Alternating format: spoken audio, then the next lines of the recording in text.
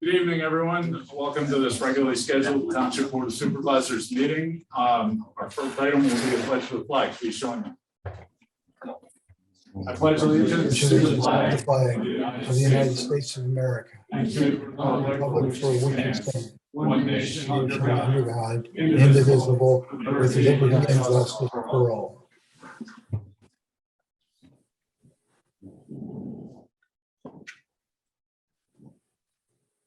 We've had no executive sessions since our last meeting, so at this point, I would like to open up the floor to communication from citizens. If there's anyone who would like to address the board, please raise your hand to be recognized. If you are on Zoom, please click the raise hand button so that you can be recognized. Anyone?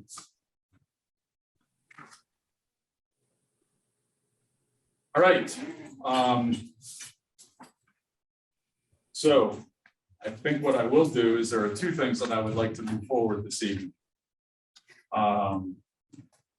The first being acknowledgement of our financial statements. Is that right, Mark? Correct. New business. Yes. So we have two items: acknowledgement of the receipt of the Spring Township financial statements and the DCED municipal annual audit and financial report. All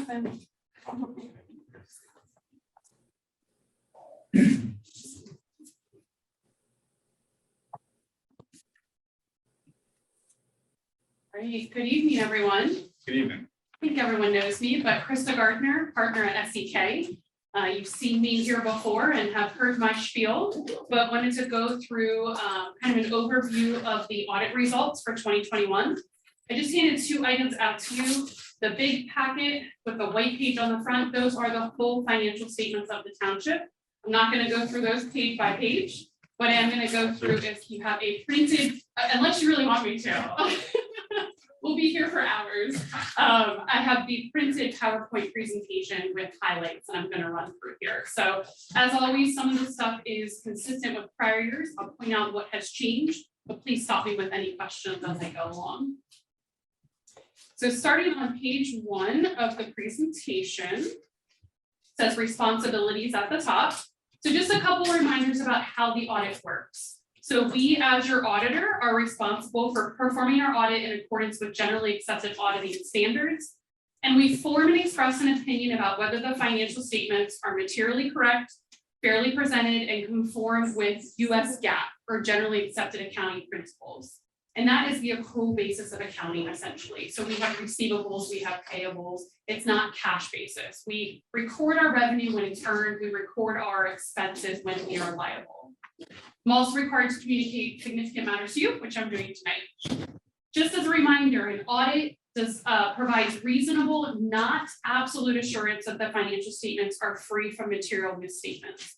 Really what that means is during 2021, we were watching everything that happened. And when we perform our audit, we don't test 100% of our transactions. It's our responsibility to design our audit procedures to be able to feel comfortable and give that audit opinion, but we don't test 100% of everything. So it's called reasonable assurance. And also having an audit does not relieve yourself or management of your duties as far as anything related to financial reporting or internal controls. Having an audit is not a control, and therefore it doesn't relieve you of your responsibilities.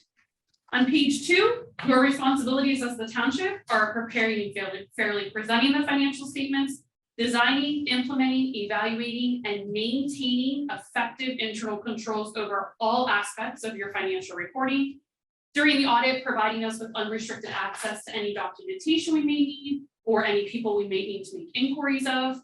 If there would be any fraud, illegal acts, material weaknesses, or significant deficiencies, making us aware of those. Subsequent events, so this audit is for calendar year 2021. We just signed off on the report about 2 weeks ago, a week or 2 weeks ago. So essentially during that time frame in 2022, if there's anything of substance that could affect someone reading your financial statements, we consider that for disclosure in the financial statements. And we do have something in there as far as some grant funding that was since received in 2022, and also a change to the contract in regards to the City of York wastewater treatment plant. And then essentially everything that's in this presentation is in a management representation letter, which was signed off the date we finalized the audit. Page 3 then, really how the audit works. So first of all, we are required to understand the internal controls of the township. First thing we do is say what has changed. What players in the processes have changed, what new revenue streams are there, what big expenses were there? Are you doing a big building improvement project? Was there a pandemic that happened? All of those kind of things that can really impact what we assess and rely on when we do our audit. So that's the first step, what has changed. We then have to do a risk assessment. So we have to put our auditor hat on and say what could go wrong. That doesn't mean something has gone wrong or could go wrong. But that's how we have to look at it. We have to look for the areas of higher risk, and then we design our audit procedures to essentially test to make sure we can give that reasonable assurance opinion. And as I said, we don't test everything. So we will come up with different thresholds. Usually we use revenues, and that's going to be for each fund type. That's your main driver of what you're doing, is the revenues that are coming in each year. That's going to help us come up with certain calculations where over the largest threshold, we're going to test everything because those are our big dollar items. Under that threshold, we're going to do a sample of that population. We do our testing. As long as we feel comfortable, we move forward. If we run into something that say maybe is misclassified, then maybe we test more to make sure there aren't additional items that are misclassified, just as an example of why we might do additional testing. Audit adjustments, so proposed journal entries are always a part of the audit. They are attached to the back here. I've gone through those with your director of finance, and those have been entered into your system. Page 4 then is the audit results. So there's a couple of buckets on here. We actually do 5 reports for the township. 4 of them are up here. So the first is the township's audit. So the township as a whole, we not only do the financial statements in front of you, but also the required DCED report that gets filed annually. So that's 2 reports for the township. Both of those are an unmodified opinion. No change from prior years, clean opinion, 2 thumbs up. The second part is the development authority, and I think you got this a month or so ago at that meeting. Same thing, you get financial statements and a DCED report. Both of those unmodified opinion, clean opinion. The 5th item is still in process, and that is our sewer examination. And that's where essentially we look at the sewer rates each year, and we are in the process of working on that now and hope to complete that in the next month. So that'll be the 5th and last item for 2021. Page 5 then, I'm going to go through these next couple of pages very quickly because there are no changes. So we as a firm have complied with all ethics and are independent of the township. There were no new significant accounting policies. So the way you record your financial transactions, the way you report things in your financial statements, no changes from prior years. Estimates, I'm now on page 6, are always a part of your financial statements. We have to essentially assess the reasonableness of those estimates. There were really no significant changes to those estimates. Page 7 then just talks about your financial statement disclosures. I know you're disappointed that I'm not going through the, I think, 70 some pages of your financial statements, but just a reminder that there is information in those footnote disclosures that do give you additional detail and background to the numbers in your financial statements. Page 8 then is kind of the catch-all. There were no difficulties encountered, no disagreements, everything that's required to be communicated to you, I've included. And that's about it for pages 8 and 9. Page 10 then gets into internal controls. So internal control deficiencies come in 3 levels. The highest level of deficiency is called a material weakness. The second level of deficiency, we drop down 1, it's not materials, but still significant. So we call it a significant deficiency. Those 2 levels, I am required to communicate directly to you as the board. There's then a 3rd level that's kind of other deficiencies or best practices or suggestions. So if you flip to page 11, we do have 1 material weakness, which is a repeat from the prior year, and that is in regards to the sewer capital assets, the sewer fund capital assets, where essentially there was a reliance on us as the auditing firm to reconcile the beginning balances, identify the 2021 additions, and then calculate the related recording of that 2021 depreciation. So essentially everything related to the sewer fund capital assets, the activity for 2021. I have a note on there. This again is a repeat from last year, kind of carried it forward. There was a move from using the township's financial statement software, which is Munis, to record and track the activity of the capital assets. That is now being done outside of the system manually via Excel. However, the system's calculations are still being used to record activity, and they're just not meshing or matching up. And so that's where those additional reconciliations have been required. I'll pause there for any questions. So were the reconciliations done? We had to assist with the reconciliations. What we were given as part of the audit, as the supporting documentation, there were material adjustments that had to be made to make it correct. And that's why it's considered a material weakness. And I'll pause here because I don't want to speak for Terry if she wants to jump in at all here. Good evening. As Kristen mentioned during the audit, we spent a significant amount of time on the sewer assets for probably the third year, I think this was. We identified that there are two items that need correction. The first item is the module that we're using through Munis for the fixed assets. It is not calculating the depreciation correctly, it's not reporting assets correctly, and it's sending auto journal entries into our report general ledger. So the first item of correction is to disconnect the module and strictly rely on our Excel spreadsheets to do the fixed assets. The second item, which is part of the journal entries that were created, there were journal entries that were created that were recorded in an incorrect account, and there was an incomplete supporting documentation attached to it. So in the future, to fix that, all sewer fund journal entries will have to pass through the finance director's approval before posting. So we're hoping that those two items will be the corrective action that's needed. I want to thank Kristen and her team and her assistants in getting to the fixed asset numbers that we do, that we have. We're confident that those numbers are correct and that our statements are balanced and any other questions?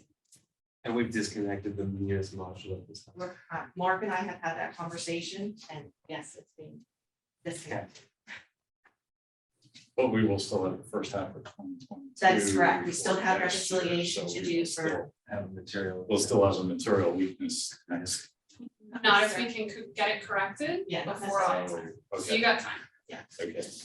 And that discussion has been had as far as how do we get this cleared away for good. Okay, good, thank you. Thanks. Any other questions on that before I jump forward? All right, page 12 is just other matters. They're not internal control deficiencies, but just kind of suggestions. The first one, Terry actually just kind of spoke to, is we have suggested over discussions in the previous years of coming up with a formal journal entry approval process. Now, that does not mean every single journal entry would need to be reviewed, but maybe coming up with different thresholds or types of journal entries. So that's one suggestion we have. The second is the tracking of ARPA funds. And this actually was implemented during the audit process. So what ended up happening is a new fund was set up. So when you look on your financial statements, you'll see general fund, you'll see your capital projects funds. You will then also see an ARPA fund. So there is a fund that has ARPA in it all by itself to essentially, show it separately and track it. So during the year when you got reports, you were seeing the ARPA money in with your general fund. That has now been pulled out and is separate. So it's kind of a little bit more visible. It really can be done either way. Our recommendation is let's make it separate so that it's not muddying the waters of the general fund and also can more easily be tracked. That was something that Terry and Mark talked about and say, hey, that's a good idea. But we actually implemented that for 2021. So you'll see that in the financial statements. And then the only other item just to kind of throw out there is you do have, I think it's like 15 plus years due from between capital projects and the sewer for the purchase of the camp security land many years ago, like I said, 15 plus years ago. So there's an amount that's being paid between the two funds every year. And just with cash balances, looking at future as far as cash flow, just a consideration of maybe speeding up that process to essentially pay it off. So you don't have that outstanding due from between the two funds. Again, you can take it or leave it and say, nope, we're going to leave it as is with the current payment schedule, or say, hey, let's look at it. Does it make sense to maybe speed up that payment process? How much is that? Is it 600? Okay. 100,000. Yeah, and what's the amount that's being paid every year? Do you have 10? I knew it was pretty small. Yeah. That's a long amortization. Yeah. I'm not sure. How much we'll be interest are around we enough. getting from ourselves on that, Mark? No. And I think obviously the money is there, it's gonna get paid. I think one of the things that came up in conversation is future bond issues, what that looks like to creditors as far as having that outstanding amount on the books. Even though you can back it up and say, hey, we've got the cash, we can pay it, just having it on the books is kind of one more item that they're taking into consideration. So again, you can take it or leave it, but just wanted to throw that out there as something to consider. All right, page 13 then, just really high level on the numbers. What you're looking at on page 13 is just general fund, and it's budget versus actual for 2021. So a reminder, we moved ARPA out of here. ARPA is not a part of this picture right here. What I did for you is that top line, that 15.9 million, that is what you budgeted for 2021 as revenues and other financing sources.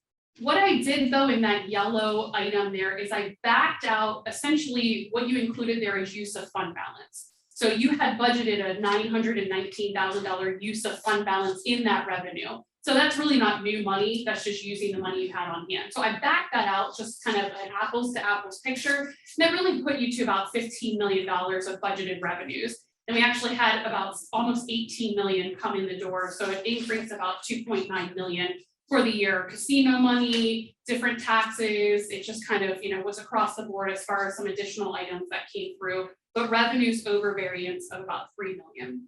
We then drop down to that blue line item. These are the expenses. So you budgeted about 15.9 million of expenses. You had about 17.3 million come in of expenses. So really you went over budget in the expense area. And that also includes transfers out. And that's a big piece there is transfers out to other funds. And so that was over budget of about 1.5 million. But all in all, your net amount for the year was a positive $1.5 million variance over budget for 2021. And again, that is removing that use of fund balance piece. So if you bring up your budget from 2021, that is going to be that delta is that 919,000. So a positive year for the general fund. It was a tough year. It was hard to tell what was going to happen coming off the heels of 2020. Page 14 really just takes that information for the general fund, gives you a little bit more detail as far as types of revenue, types of expenses. Again, those other financing sources and uses at the bottom, it just gives you a 3-year spread. So you can see, and down at the bottom, I tried to highlight it from you, looking at 2020 to 2021, increase in revenues of about 1.6 million, increase in expenses of about 1.4 million. And that's actual, so not budget here, this is actual versus actual for the past 3 years. And then also I included the information from 2020, from 2019 to 2020. And those percentages kind of help you just see where things are coming from and going out to. And then the last page I have is page 15, and this is sewer fund. So this is going to be the same exact thing, a 3-year trend analysis for the sewer fund. And you can see your change in net position, that's all the way at the bottom there. So that was a decrease in net position of about 671,000 for the year. It was about 236,000 the year before and about 38,000 in 2019. One of the big things that changed here was the refinancing of the debt. So you are no longer receiving, as of 2021, any federal subsidies related to the interest payments on your previous debt. However, even without that, your long-term savings on your refi was much better. So that's why you went ahead and refinance that debt. But it does look a little wonky because you had that state federal revenues that was showing up. And even in 2020, there was some ARPA funding that was also included in that line item. Investment earnings is also something that if you track there, that's the third line item in the bottom section. 2019, you had almost 800,000 in investment earnings, 2020, about 227,000. We had a whopping 6,000 of investment earnings in 2021. So that's been a big part of that swing in your change in net position.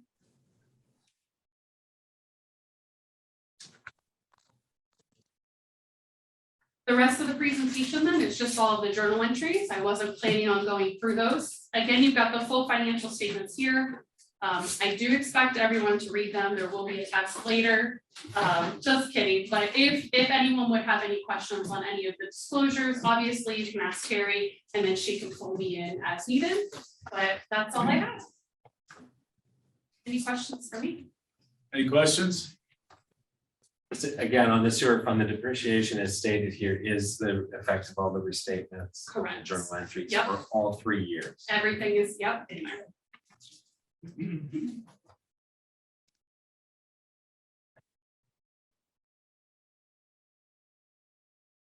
All right, if there are no questions, again, just want to thank you. Also, a big thank you to Terry and her team. Auditors were just a big pain in the butt, so we asked for lots of stuff and they're great at getting this to us. So we appreciate that and appreciate the continued relationship. Thanks, Krista. Thank you. So I guess now Chair will entertain a motion to acknowledge receipt.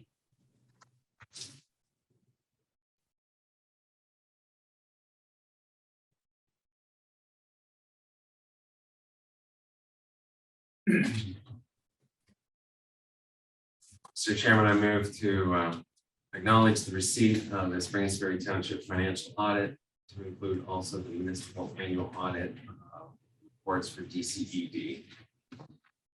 Second. I have a motion and a second. All in favor? Aye. Aye. A and B.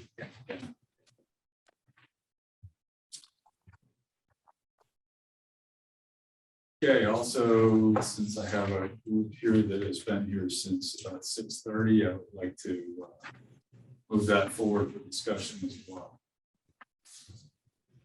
And that would be subdivision and land development, item B, conditional use 2022-0004, former Kane building 1094 Haynes Road.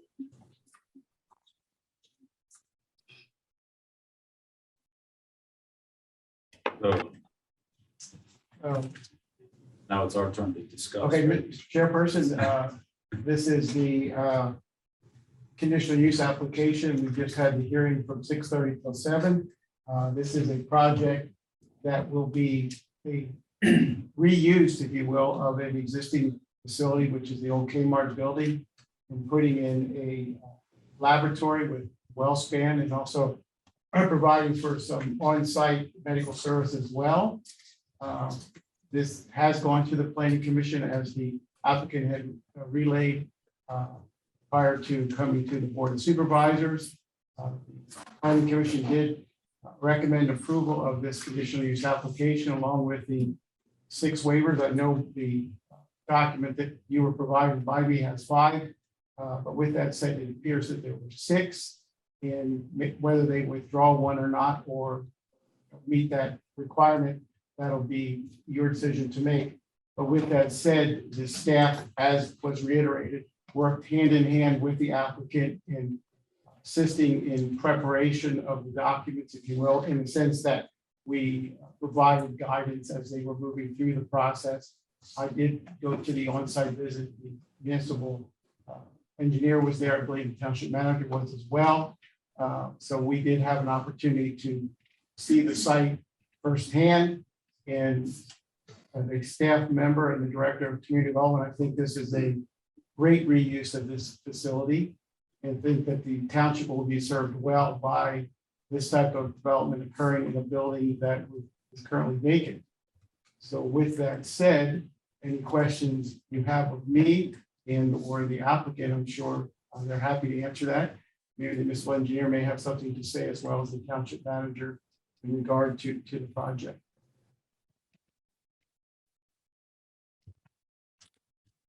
So the discussion we had during conditional use, I think there were actually 6 modifications and waivers, not 5. So we need to get that one in. Is that correct? That is correct. Now, they had spoken to maybe taking one of those off because the applicant was willing to provide the screening, I believe, for the medical west equipment. side of the Kmart building to screen it from the 83 vantage. I guess my point is that we need to get this right when we do. A motion, correct. A motion. There would now be, Would be H3 and H5 that would be correct. for 325-200. That would be correct. H5 was the add as part of testing. Yes, Yes. which was the landscape on the side yard. along the edges of the property. Right. correct.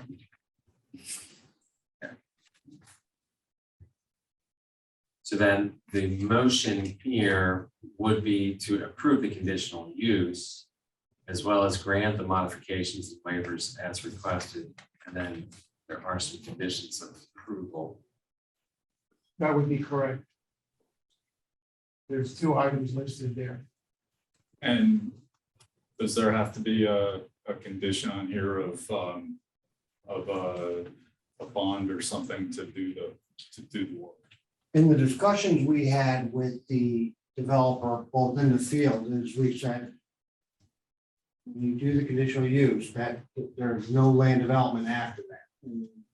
So there are required plantings, sidewalks and things of that nature. And because there's no land development, we don't have there's no mandate prior to recording the plan that, so I would prefer to see a condition that the required improvements, nothing with the building, just with physical improvements, curbing, sidewalk, things of that nature. So we make sure that those improvements get installed as requested. And I know other developers have volunteered that. We may have discussed that informally with the developer, but I don't think we ever,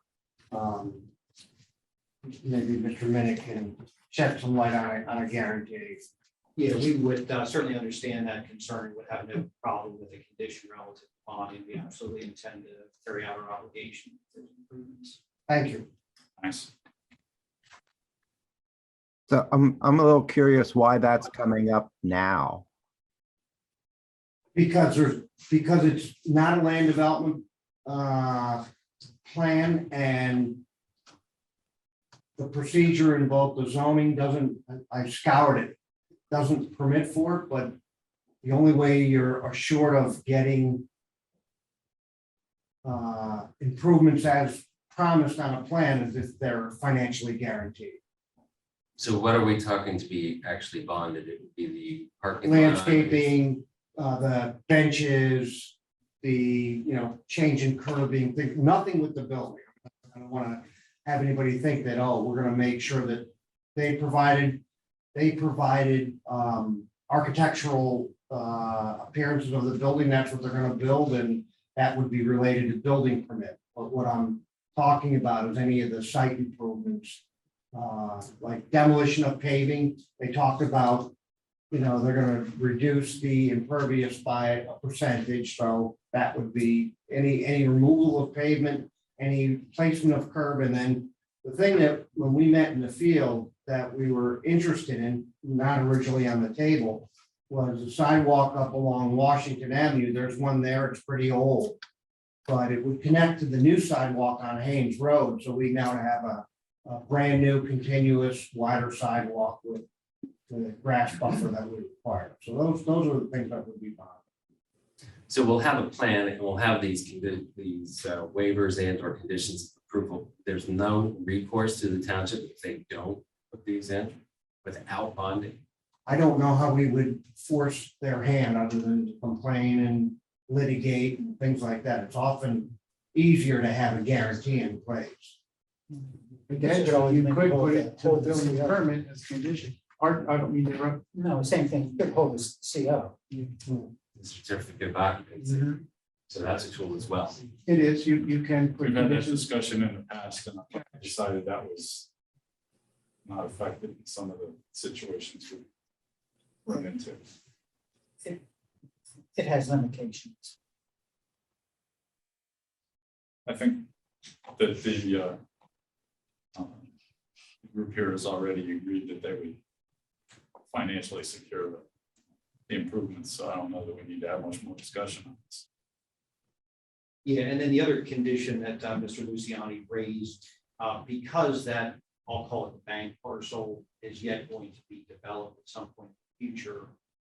Our contemplation was to wait to do that sidewalk and landscaping from the edge of our property out to Haynes Road in connection with the conditional use approval of bank out parcel.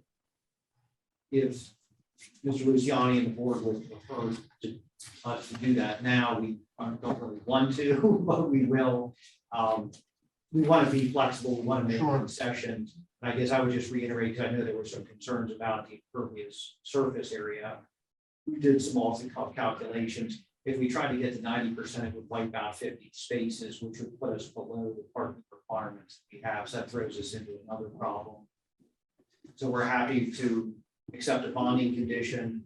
We're happy to accept, well, not happy, but willing to accept, the sidewalk improvements and landscaping out to the road, and certainly willing to put the concealment of the HVAC equipment on the 83 side. But I beg your indulgence as to the other modifications. Those we try to give ground where we absolutely can, but I think we've probably given as much ground. Might get in trouble after this, or maybe more ground not supposed to. But we certainly want to work with you here. It is a great project, but I did want to point out the impervious surface area really is an important issue for us to be able to have the parking we need, not put us in exposure there. I have a question about that. Are you saying that reducing parking spaces is the only option available to you for increasing impervious or decreasing impervious coverage? I guess I would ask Mr. Stein to come up. My understanding is because we have the existing building and then we have parking, there really isn't much to do there. That is correct. You would either be reducing building footprint and converting that to pervious area, or reducing your access drives, sidewalks, or parking spaces in an effort to increase pervious area. There are no other excessive expanses of impervious on the site. On the north side and west, so the rear of the building would be for delivery traffic coming and going to the rear of the building. As minor as it may be, those vehicles will need the space provided. We stand firm on the amount of spaces that we need. So we do not identify any other space on the project site which we could remove impervious to lower that number further.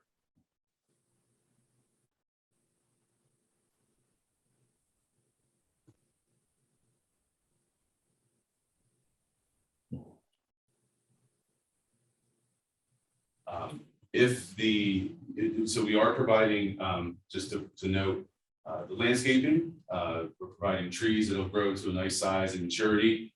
That will provide shade of the paving, so we'll be reducing thermal impacts in that manner. So for stormwater concerns, hot pavement, hot water getting into the streams and waterways. So we'll have the trees will provide shade. We do not know of any known stormwater issues. There is an existing stormwater conveyance network on site, ends up over by 83. We know there's some issues off site along the 83 corridor. We don't believe that our site specifically promotes or otherwise impacts stormwater issues on or off site. So if there's a specific concern that we can address related to the impervious cover on the site, we would entertain it, aside from trying to reduce additional parking.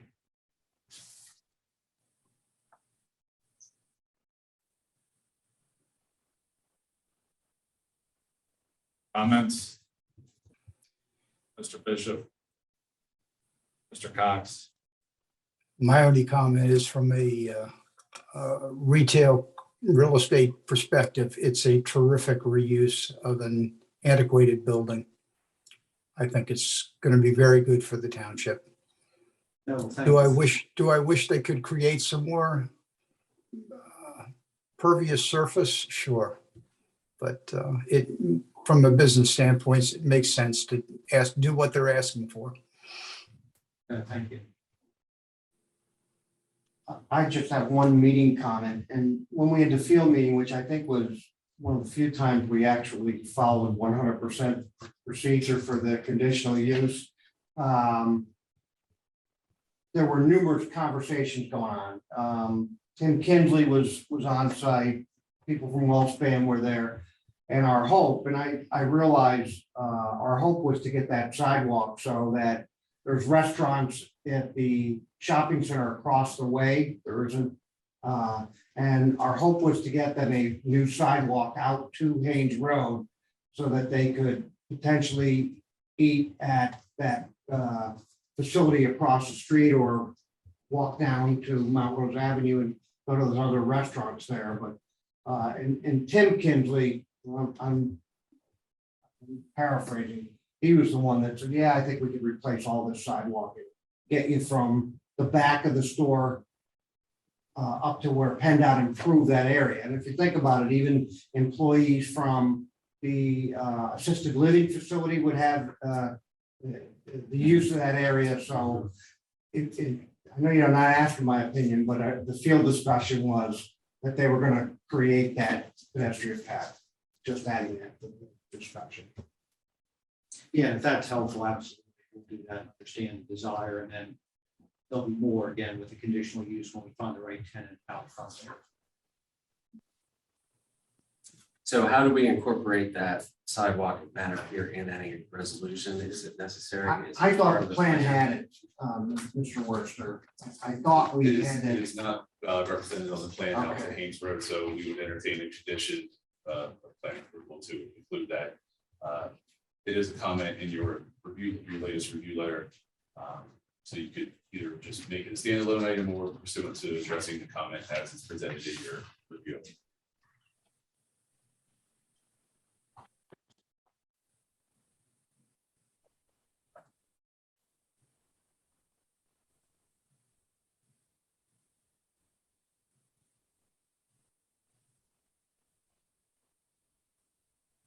Take a stab at this. Do you have a citation, Johnson sidewalk? For a zoning site?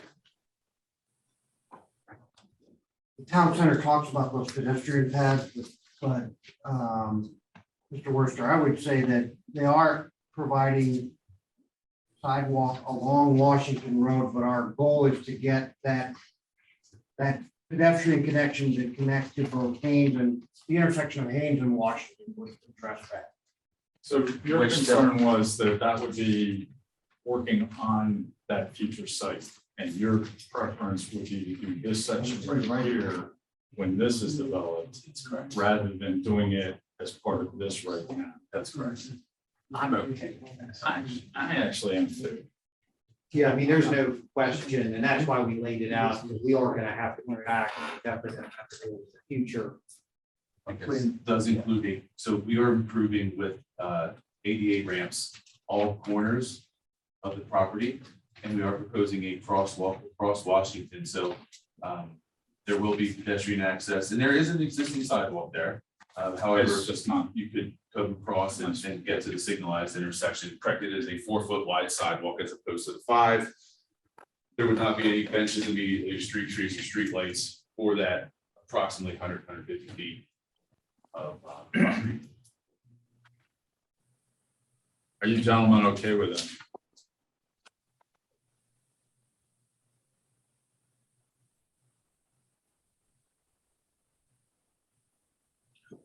Who are you talking to?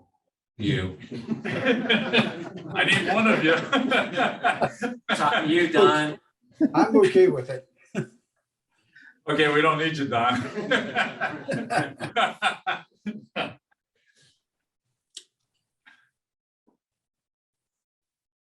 Right, Mr. Chairman, with regard to plan number CU 2022-004. 1094 Haynes Road, KE Haynes LLC conditional use application. I move to approve the conditional use application subject to the following modifications and waivers. Section 325.199.f2 front yard max feet. Section 325.199H maximum lot coverage or impervious ratio should be 5%. Section 325.200-D1, that way, negate that. Not 325.200-D1. 325.200H3, locate parking to the side or rear of the building. 325.200H5, preliminary landscaping, adjacent lot, 325-206A1, surface parking lot shall have perimeter landscaping and minimum 3 feet wide. And condition approval, 325-200B, pedestrian access, 325-200B3, screening, all loading areas screened, and subject to receipt and satisfactory review of appropriate bonding for public improvements. Second, Sue, did you get that? That was not including that one section. Yes, that was 325-200D1. Correct. That's correct. So that one is not included. Not included. So they must put in the screening throughout the mechanicals throughout. Okay, I have a motion and a second. Is there any other discussion? I just want to say too, that I think this is a brilliant reuse on the site. I would support the actions that you're undertaking to develop that. Thank you. All in favor? aye. Aye. Thank you very much for the favorable ruling. Thank you very much for pushing us on the agenda. We're going to leave. Thank you. You don't want to stick around?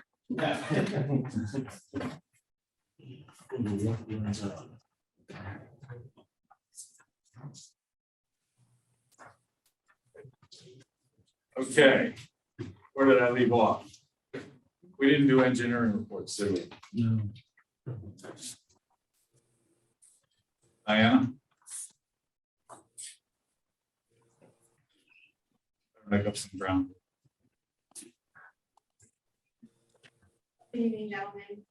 There are no changes or updates to report that I submitted last week. Do you have any questions? Questions? Thank you. Civil engineering report, John. Real quick, on the Penn Oak Station, we got our DEP permit to put the repaired discharge pipe back into the stream. We had a very good phone conversation for the permitting for the other 3 pipe pending failures. Mr. Hodgkinson, that if we talk to DEP, I said, if we wait long enough, we'll have to get an emergency permit. So make sure you process these as quickly as you can. So that's going smoothly. We have some bond reductions on for this evening, but I don't have any additions to my written report unless you have questions. Questions for the engineer? Thank you, John. Thank you. Next, I'll move to the consent agenda. We have items A through N. Are there any items on here that anyone would like to have removed for further discussion?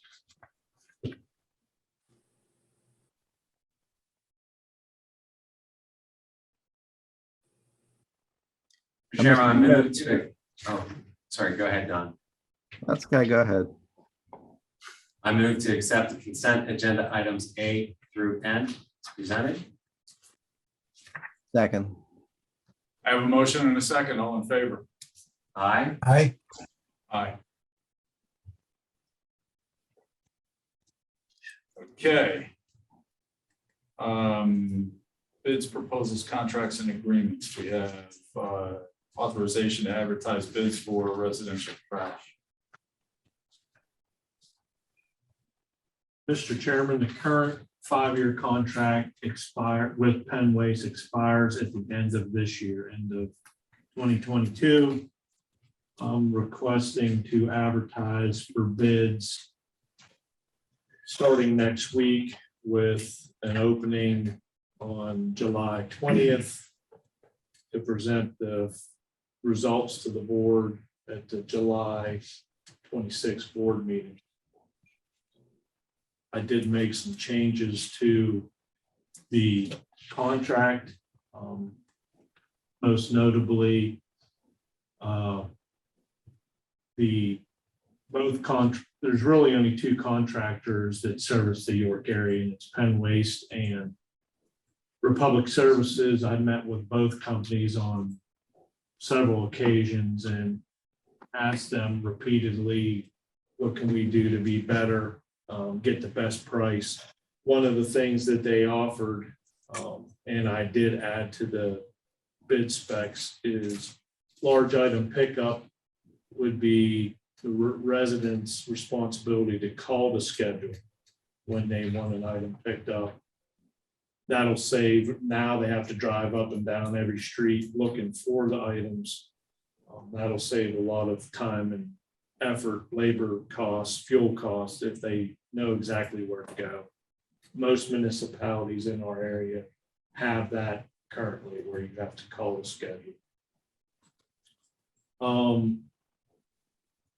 Secondly is we got rid of the toter fee, rental fee, so the toter will cost the same as providing your own 3 cans. So the residents will have the choice whether they want a toter or supply their cans, but it will be at the same price. Both contractors urged me to get rid of or eliminate the option of residents supplying their own cans, but we have around 1,800 customers that currently have their own can option. So I felt that it was best to give the option, but those And a strong incentive to change. the incentive may be, if I'm paying the same, I'm gonna use a total. Those are most notably, and I added some things to the penalties that weren't in the current contract. The current contract only allows penalties for missed trash collection. It does not allow penalties for missed recycle or yard waste. And this spring has been very hectic with missed trash or missed yard waste. So those are the 3 things.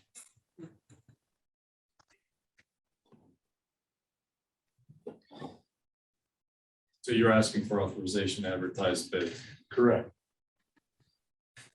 Mark Hodgkinson, I just have one question. One thing that struck me as I looked at the large trash pickup, which I'm fine with calling ahead, that's a great idea. But the list of items in there, it just, I was trying to make sure having that list there didn't mean that things that would otherwise be acceptable large items, if they're not on the list, we don't have to pick them up kind of attitude. Was that list there before? That list is unchanged. Okay. So I guess it hasn't been a problem. It just struck me as I looked at it. Was there something that seemed like it was missing? Yeah, what do you have to get rid of, Don? You would not believe.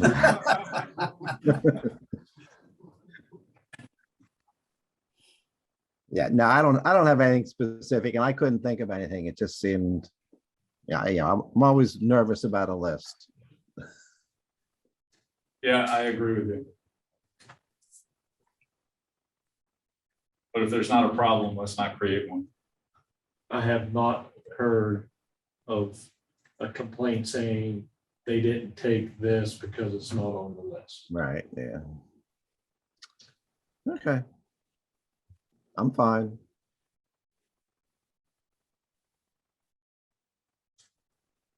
Looking for a motion.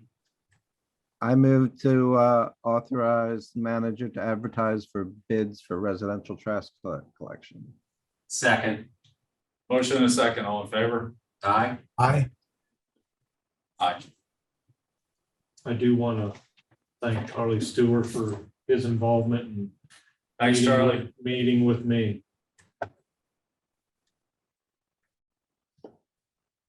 Authorization for CDM Smith, proposed scope, schedule, and budget to prepare comprehensive plan and updates to zoning and subdivision and land development ordinances in an amount not to exceed 302,250. Mr. Chairman, this has been a topic of discussion for quite some time between the board and staff and Marion Hall. And Marion has supplied a scope of services for the comprehensive plan updates and zoning ordinance review and an economic development piece of the comprehensive plan process. Marion is on Zoom for any questions. Hey, Marion. Hi all, how you doing? Good. So we provided, I think when we met last time, we walked through a proposed project schedule that had the tasks outlined. And then when we submitted the full scope, we fleshed that out in terms of what the specific services would be there. We also provided a little bit more breathing room in the schedule. I think we added about 3 months to the schedule to make sure that there would be adequate time for the 45-day review processes, both for the comp plan and for the ordinances, and just in case a specific question or issue came up, that we would have an opportunity to address that within the time frame. So those are really the only things that are different from what we looked at a few months ago. Questions, comments? Marianne, it's Charles. I did notice that you made reference to the transportation plan, which we did do a few years ago in this scope. I just want to make sure that, that is really a piece that needs to be integrated as part of the comprehensive plan. Looks like you're going to do that, but could you speak a little bit maybe how you take an existing, what we would consider piece of a comprehensive plan and make sure that it's live and integrated as part of this process? Yeah. I've taken a look at it, and also had one of our municipal transportation guys take a look at it. So we would pull the relevant pieces out of that, probably in a little bit less detail than is in the plan itself, because it's a fairly hefty document. But referring to it and perhaps attaching it as an appendix to the comp plan itself. And then I know it hasn't been that long since the plan was completed, but looking at other key transportation issues that we might want to add on into the comp plan that have come up since, 2019, that the McMahon plan was prepared. So that's basically what we would do. So from the CDM side, the key support staff that we'll be having is another general planner, like I am, municipal traffic and transportation engineer, who's done a lot of work in municipalities of various sizes, who would specifically be on board to help with that element, as well as the economic firm, which Marco has already mentioned, and some of our water wastewater people to support us on some of those elements of the plan, because I know that was a major issue in the township strategic plan. So sorry, that was more than you asked, but. Can you comment a little bit on the economic development piece of the plan that Mark mentioned? Yes. So we have proposed to bring on a company called Urban Partners, who is they are a Pennsylvania-based economic development planning firm. They really specialize. They work largely in the Northeast and close Midwest, working in established urban and suburban communities, looking at issues around revitalization, reuse, a lot of the same issues that we're looking at in the township today. How do we keep our tax base strong? How do we reuse assets, like the development plan that was just before the Board of Supervisors? So that firm, and Chris Lankenau is the planner who will be leading that, and somebody that I've worked with, for almost 20 years now. He'll be leading that effort. So he'll be taking primary responsibility for the economic development elements of the comp plan and the housing elements of the comp plan, and a part of that would be a reuse strategy, specifically for the Galleria Mall site, but also looking at the market opportunities for other industrial properties throughout the township, as well as other vacant properties throughout the township. So understanding with where the township is located, what the current market is for all kinds of goods, services, and operations, what would be some of the strongest opportunities that the township and Economic Development Authority could be pursuing for those sites.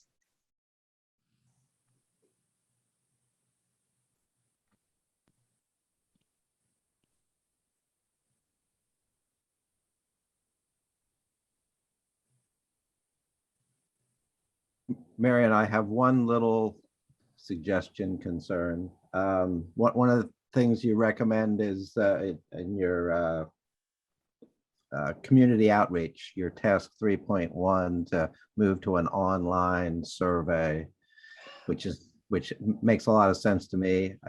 I think that activity needs a marketing plan to actually reach some people and get results. Right. And Marion, to that point, is there a way to still make that's just one channel to get input in?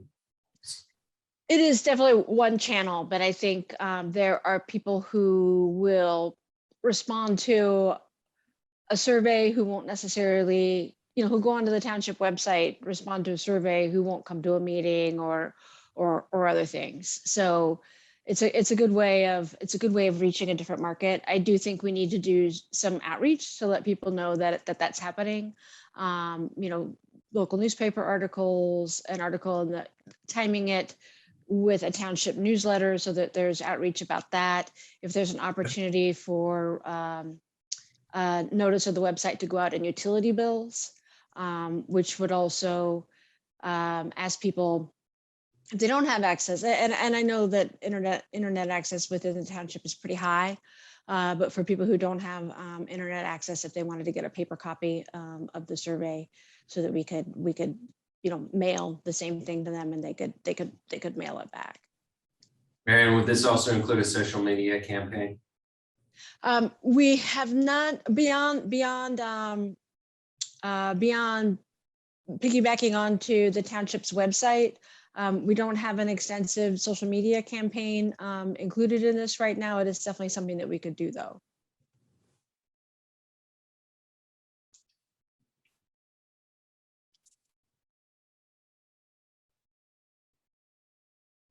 I think more responses would be preferable.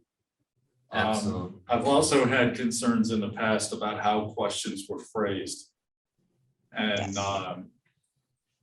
we had a previous manager that had a survey that basically says, do you want to spend a whole bunch of $1 million on a new police station? And the answer was overwhelmingly no. The question wasn't, would you want to replace a dilapidated existing police station that does not meet the needs of the township? I think you would have gotten different results. Yes.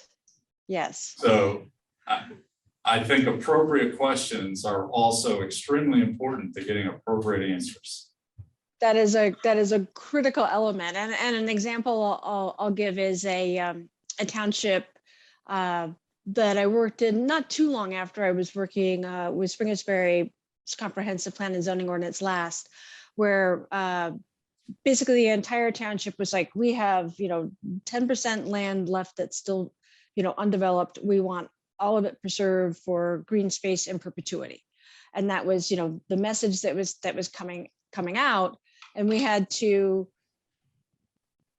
craft survey questions that were going to kind of educate people about what the trade-offs were for that, in terms of, you could do that, but it's going to cost this much money to buy the land, and then you're taking out of the tax base and all of that. So being aware of not just asking totally uninformed questions, but helping people to understand what some of the trade-offs for that are. and not just for really hot button items like that, but for other things as well. I like that approach. Yeah.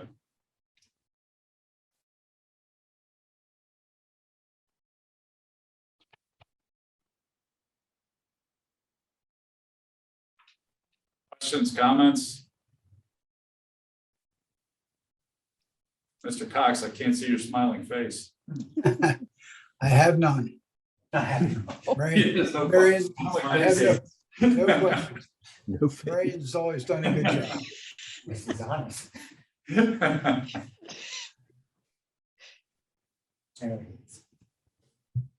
There we go. You look like you're in the old township building. Well, I'm actually at the seashore is where I am, but I have that as a background. Nice. All right. So I guess we're looking for authorization. Yeah, I'm kind of curious, what authorization are we looking for? We don't have a contract to sign, right? Or what do we need? Authorization for me to enter into, Marion did send the contract to me and I forgot to include it in my report. So there is a contract. So you won't sign the CDM Smith sample agreement then? Right? Hopefully not. Mr. Chairman, I move to authorize the township manager to enter an agreement with CDM Smith for comp plan and ordinance update. Second. Motion and a second. All in favor? Oh, further Aye. question. Further question. Mr. Bishop, we amend that for the proposed fee of $302,250?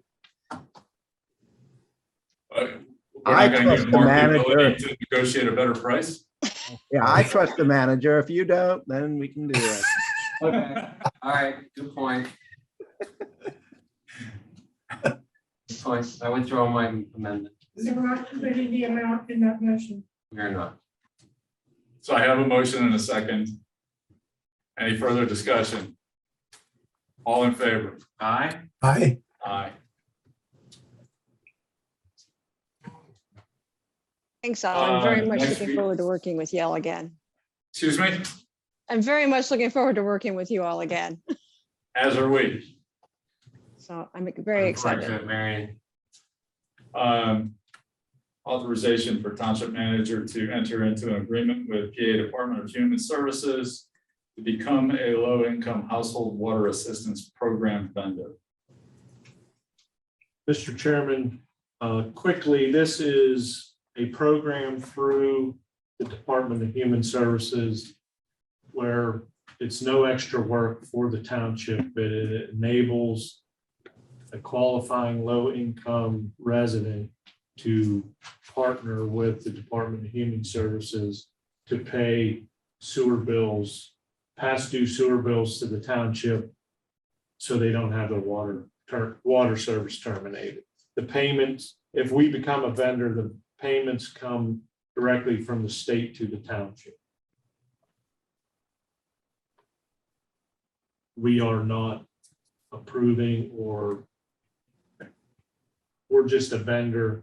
The justification from the resident is between the resident and the Department of Human Services.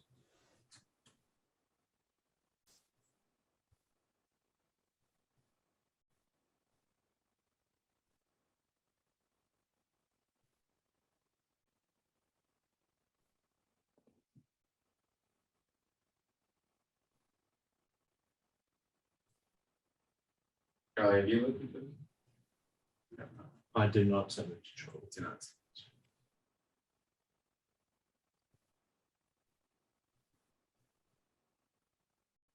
You need to see this?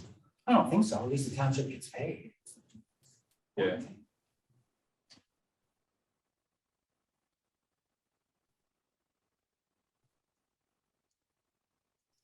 Our own tax money. It just passes through a whole bunch of filters on the way back into, yeah.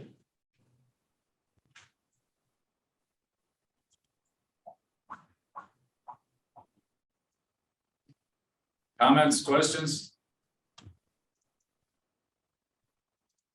Looks like a win-win to me. Motion?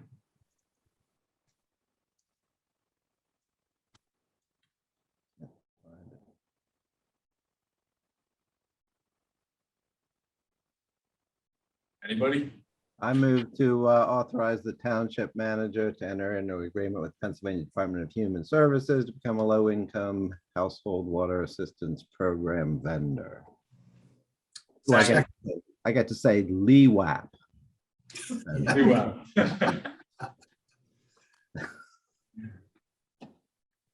I have a motion and a second. All in favor?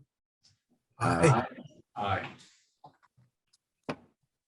Subdivisions and land development, SD 2021-0008, Locust Grove Road, Wilshire Drive. This plan was in front of the Board of Supervisors at their last meeting. And during that meeting, the supervisors ultimately just acted on the waiver modification request from the applicant, and those modifications waivers were then shown on a revised plan set that the applicant provided us to show all of the improvements that they had agreed upon to do with curbing and sidewalk and lighting and so forth.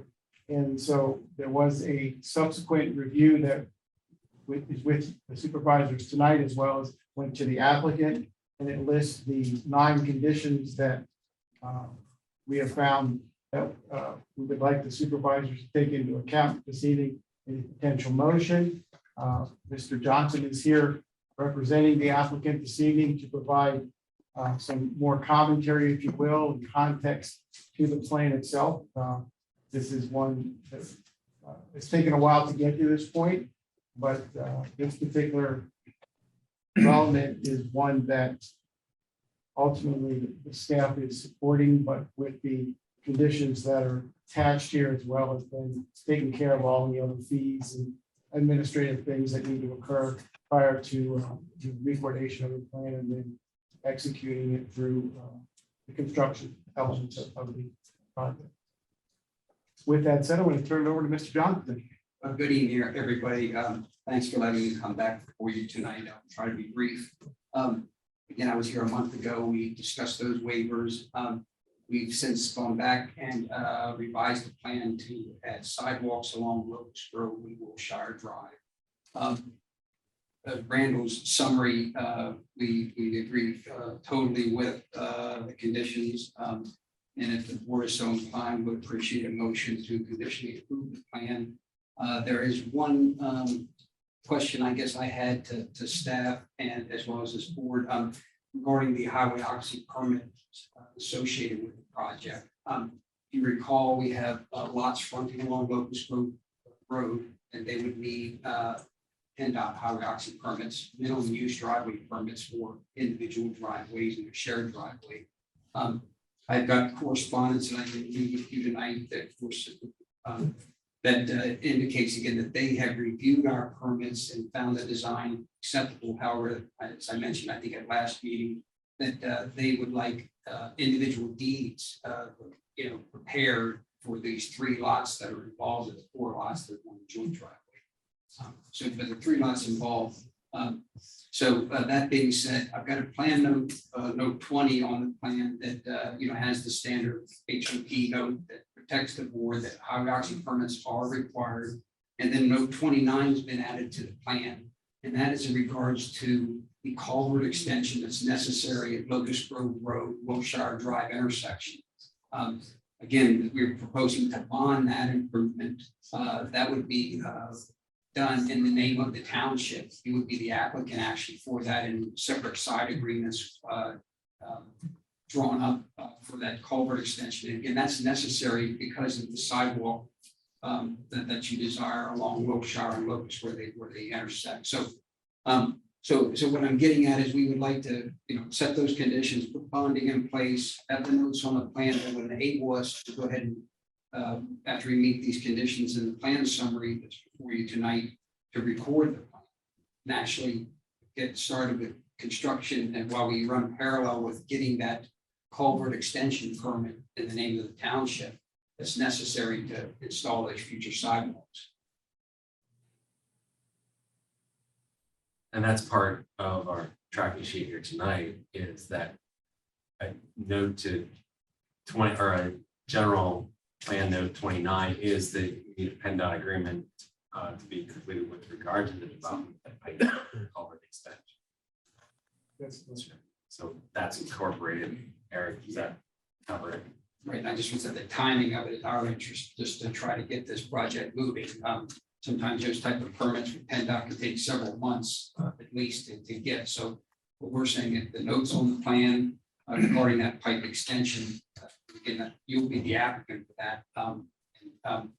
You know, with those agreements signed with the developer and the lot owner. So anyway, that, you know, it's the timing of it also, that we can proceed with getting the plan recorded and with bonding in place to not have to go now through the PennDOT permitting process with the culvert extension. It's a 20-foot length added to clear the intersection of the two sides. Is there an additional action you need from the board on that point, or is that? No, I just noticed that it was in the first capital letter, you know, talking about it says all access drives exiting to Locust Grove Road must be submitted and approved PennDOT HOP, provided show the HOP approval on the resubmitted site plan. So I really, in regards to that's the two driveways that we have coming out onto Locust Grove, but hand in hand with that, there's an HOP that needs to be obtained for that culvert extension. And that's why in note 29 and the bonding should protect the township if that's going to happen. Well, note 29 isn't about the HOP, it's about the pipe culvert extension. But he needs an HOP for that. Yeah, the funding of it and the preparation of the HOP, that the developer applicant is agreeing to fund that. So the township's not burdened with that. But again, an HOP is dovetailing to that. John? I don't know if I think Eric described it. You know, one of the things that PennDOT will not let private entities extend or touch pipe. It's got to be an authority or a township. Now, there is an agreement that PennDOT has, and I'm assuming you're okay with signing that PennDOT stormwater agreement. Yeah. We end up assigning that responsibility back to you or your HOA or whatever. And so I'm not certain, one of the concerns we often have as a township, PennDOT tries to reassign the ownership of those pipes to the township. We don't want it. And I'm not sure if they will or won't. We talked internally, like, boy, that seems like a stretch for PennDOT to say, now you're gonna take care of my pipe underneath Locust Grove Road. Seems like we had that same discussion on Mount Zion where the apartments are. We didn't want to. Same discussion. Yeah. So The difference here is Mount Zion, that development was discharging into their pipe. The difference here is PennDOT would be discharging into the pipe they're putting in. How can PennDOT make someone responsible for upstream of that connection? Downstream makes sense. Upstream is hard to believe that they could have the gall to say you're responsible upstream from this point. and we don't know what's gonna happen, but I think what he's saying is he's agreeing that they won't stick the township with it. They'll sign the agreement. Wherever it But lands. we have to be the applicant. They won't let them. Okay. And so note 29 here, as stated, that we want to see a PennDOT agreement that would be satisfactory to us as well. Yes.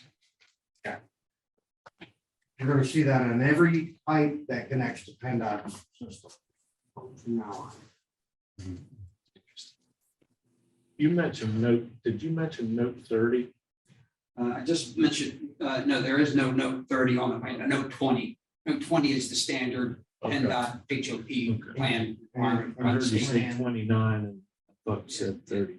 Yeah, 20 and 29 are the two PennDOT related comments or notes. Questions, comments?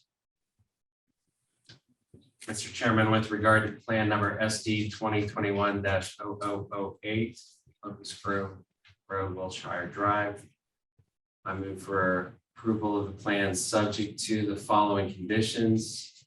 1 through 9 is listed on our plan sheet, including the aforementioned NIM 29 general amendment. That we get the PennDOT agreement, and this it is satisfactory to the township relative to the culvert extension. Second. Any other discussion? I have a motion and a second. All in favor? Aye. Aye. Thank you. I think the minutes reflected that we are able then to proceed with recording the plan prior to getting It's a formal PennDOT permit, right? I'm good with that. Thank you.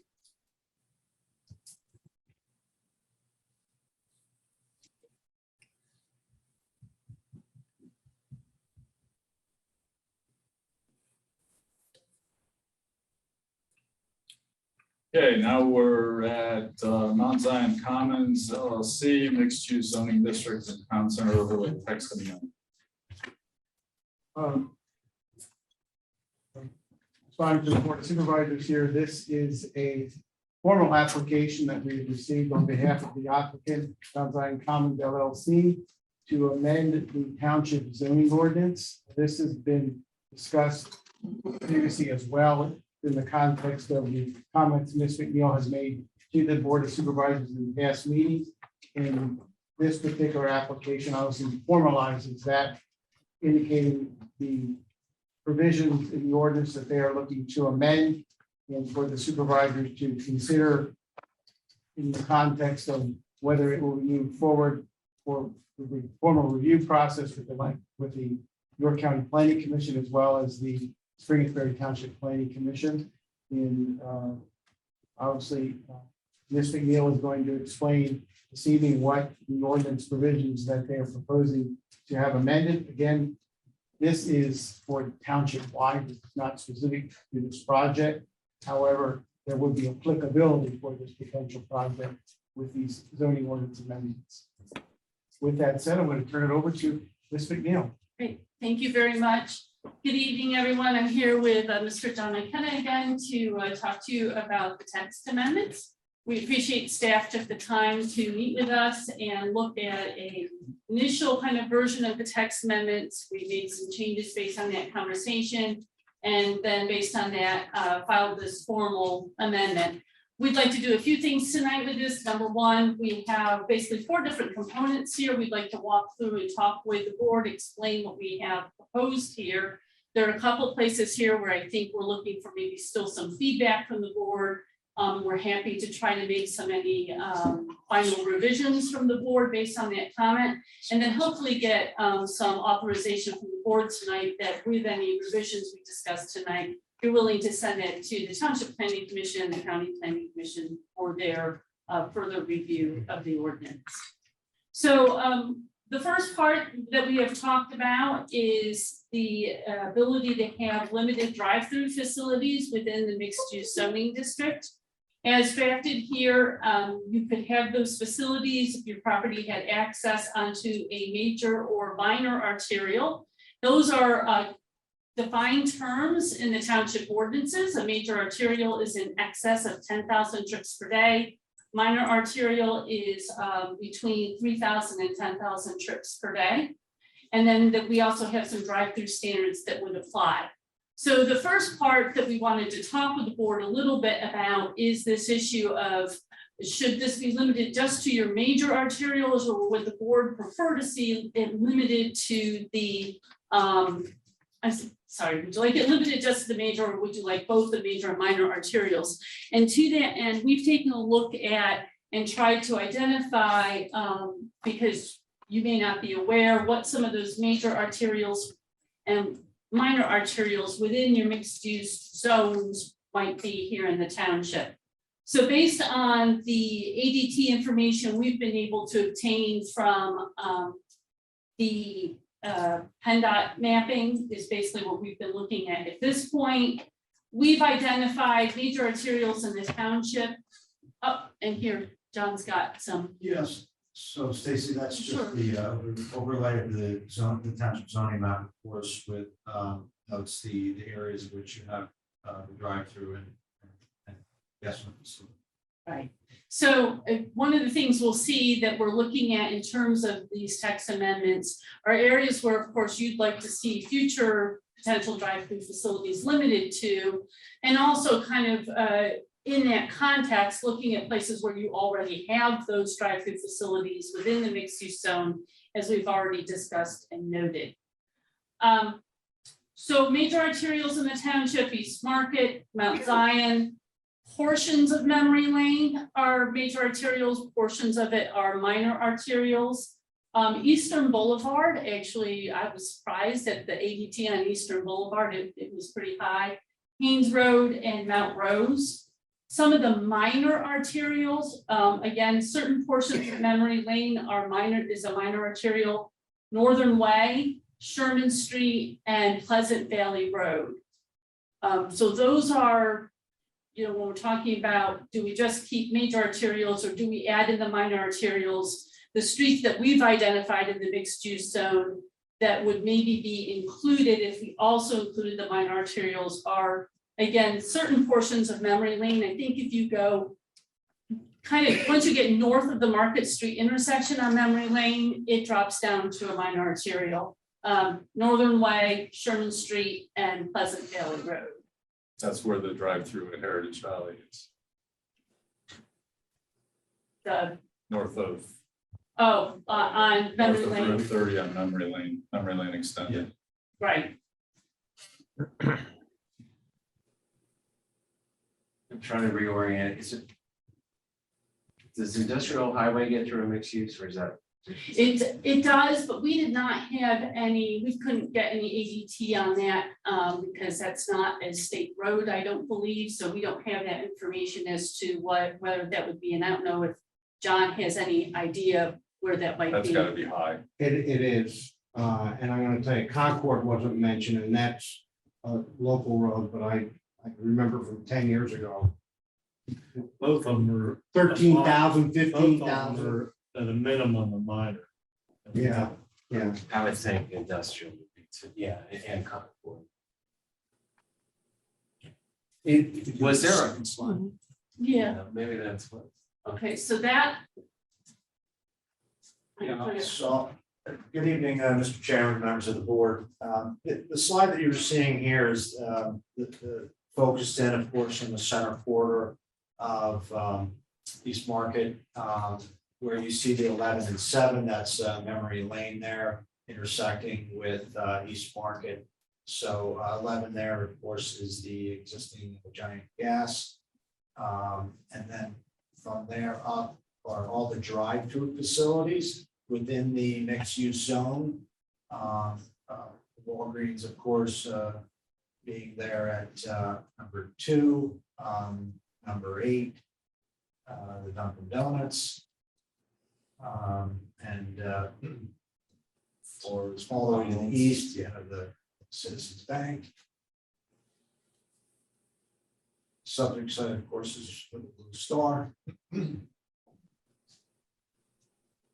So in this location, I think this is relatively easy because you're looking at both Eastern Boulevard and Market Street are major arterials. So I think in terms of the drive-through facilities, you're looking in this core area, it's going to, even if we just limit to major arterials, you would be looking at allowing kind of drive-through facilities. Many of these properties in this core area. I think some of those outer areas of mixed use zoning, such as the one you have up at Industrial, there's one you have. So this is the Mount Rose and is that Haynes?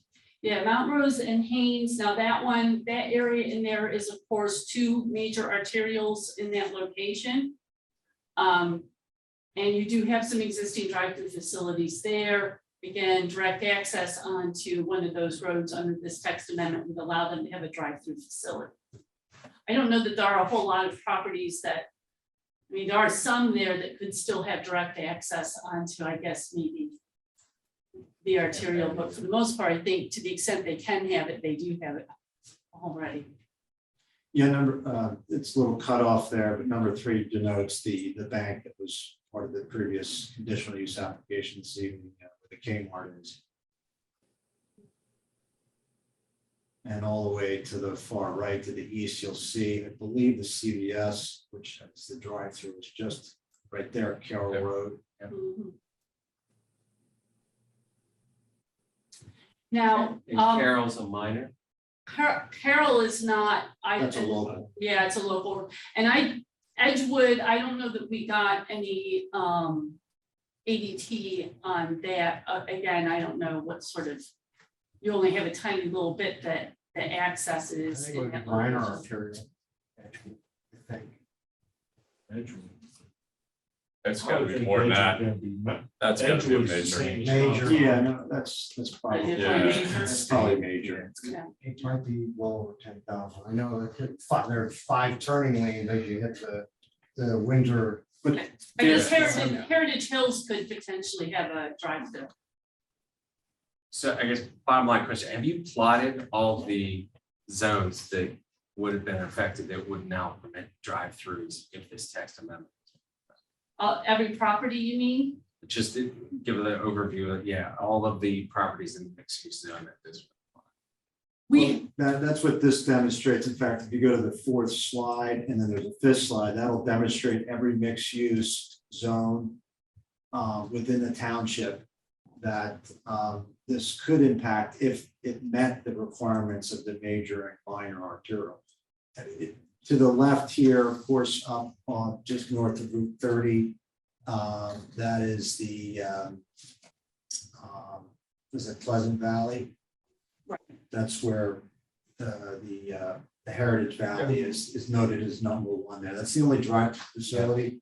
Neither of those roads back there would qualify because Right. they don't meet the minor or major. So that Limited traffic. that memory lane extended would not, No. Once you get into the MU, it would not meet the requirements. and that would, but would over here to the east. No, I'm not aware that any of that would meet those requirements of major or minor arterial. That's Concord, right? OS. Oh, the Park. yeah. Township. And then over to the right, of course, you have right next to the township park and township facilities, you have a very narrow strip there. I don't even think you could build anything where it intersects Mount Zion. Right where the Mount Zion intersects the yellow. It's a very narrow property. That's the well-spanned Well-spanned building, but back. that road is one way, right? You can't come out at that road. Right. It's right in right now. Turn right, yeah. There's a center median there. Yeah, so that both of these areas of mixed use essentially would not be eligible for drive-throughs given, but regardless of what you decide to do with the minor arterial, they wouldn't be open to that. That area of mixed use that's down, maybe it's next The next slide. slide. Now that's the Sherman Street, I think. Yes. So obviously, you would have potential ability for drive-through in this area to the extent you could have access onto Sherman Street. You do already have a gas station facility at the Rudders. I think it was a former gas station facility, but now just a service station on maybe the other corner. Service, not a service station, but like a repair. Still has- Oh, they still Has have gas. Ethanol gas, yeah. No way. That's gas. Okay. Ethanol free. Yeah, ethanol free, yes. Yeah. Much Okay. better gas mileage, yeah. Okay. Use it in. And the Pizza Express, I guess, was formerly, maybe it was a bank. It was. converted to- Oh, yeah, So that's why it's there, because it's a That drive, one. it's a drive. So. didn't that used to be the pizza shop? It's still. Still. Yeah. Different. So this is a location where if you said, hey, we'd rather see it just be available to a major arterial, then nobody here none of these properties would it apply to. If you want to open it up to the minor arterial, then you potentially have some properties here that would have access on Sherman Street, which is a minor arterial.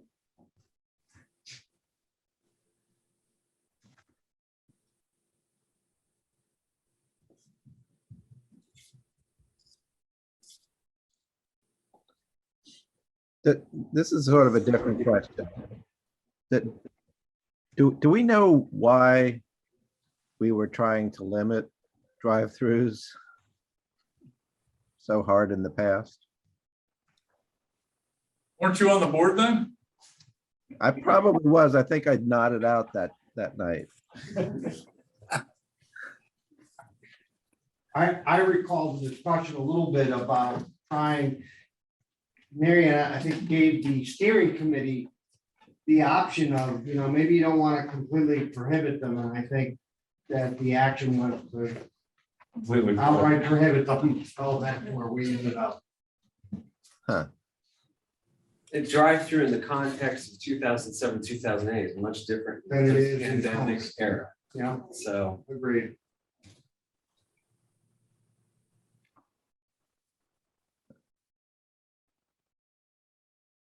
I don't recall it as starkly as our engineer does, but I think there was that discussion.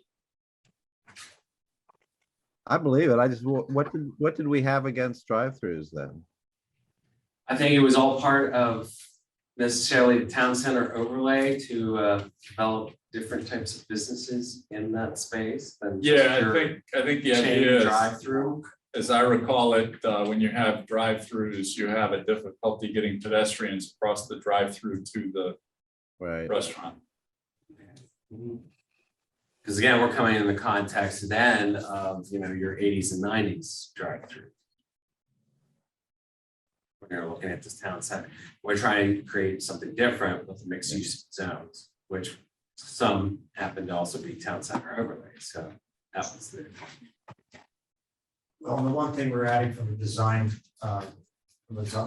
criteria is proper stacking, which I think you said for 10 cars minimum for restaurant. Yeah, so the one question that we have that we're looking for some feedback tonight is the major minor. The other component of the drive-through question is you don't currently have any criteria in your ordinance for drive-throughs in terms of objective criteria that they need to meet.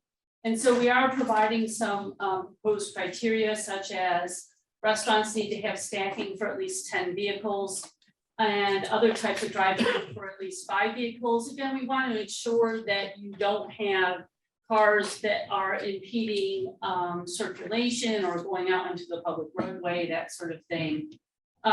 Drive-through aisles should be designed to avoid where feasible conflicts with pedestrian movements and pedestrian crosswalks provided where necessary. So that was something we specifically discussed with staff, that we want to be sure that if we have a facility with a drive-through, that there is still a way for pedestrian circulation, because what we're anticipating is that developments like this redevelopment would be providing, we want to have the convenience of the drive-through, especially in areas where there's already a lot of motor vehicle traffic, but also be able to provide a pedestrian friendly atmosphere and find a way of merging those two types of modality together.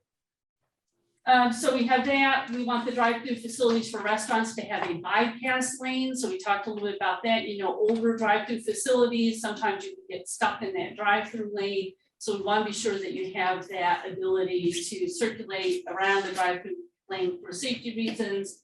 And again, we tie that into, this is where we talk about having that access onto a major or minor arterial, that, looking for some feedback from the board on that issue. I have a question. I don't have any problem with any of that. I don't, is the size of a vehicle a defined term in our ordinance? Well, you do certainly have standardized parking space sizes, and I would think that, it's going to be, is that 20 feet or is it 18, John? It's 18 feet is our standard vehicle and, you know, a big SUV lengthwise would probably be 18 feet in that area. But I don't know if it's called out specifically, but I think that obviously this is the final version. If you were so inclined, we can establish that distance.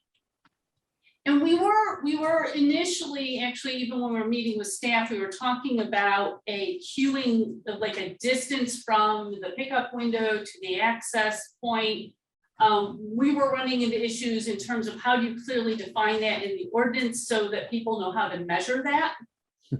And when we couldn't really figure out something that was easily understood for the two of us, we thought, you know, let's go to this vehicle stacking, which is what a lot of municipalities use.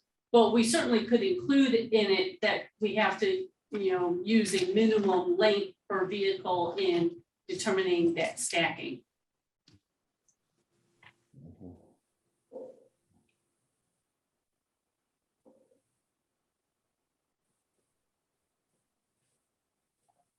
Do you want me to go on to the gas sales or talk more about drive-throughs?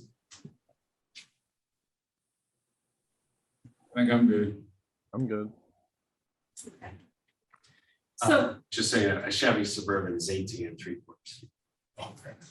Say you're also paying a lot for gas right now. Okay, so the we also talked about right now in the mixed use zone, gasoline sales with convenience stores are prohibited. So convenience stores is allowed, but not the gasoline sales, as we just discussed. We do have some locations already in the mixed use zone where there are gasoline sales. And we are recommending asking for a text amendment that would allow gasoline sales with convenience store at an intersection of either two major arterials or a major and minor arterial with access onto major arterial. Again, I guess looking for some feedback from the board on if you want to, I think you have enough major intersections in your mixed use zone. If you want to say, look, we don't want to mess with any of these major minor intersections. If we're going to have it, we're going to keep it at these major intersections that we could do that. Your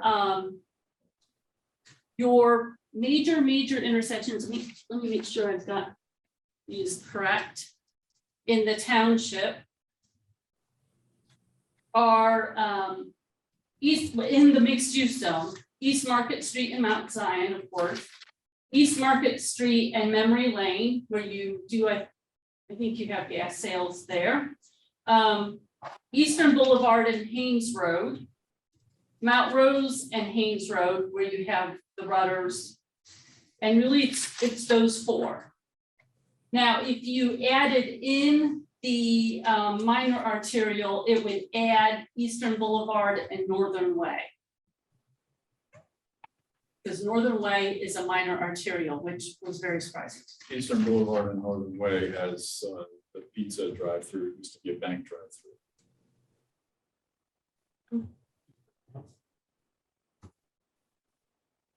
Chief, And the it's First got- Capital and Bank. It's got First Capital Bank on the other corner, which is a drive-through. credit union. Yes, First Capital Credit. First Capital Federal Credit Union Bank.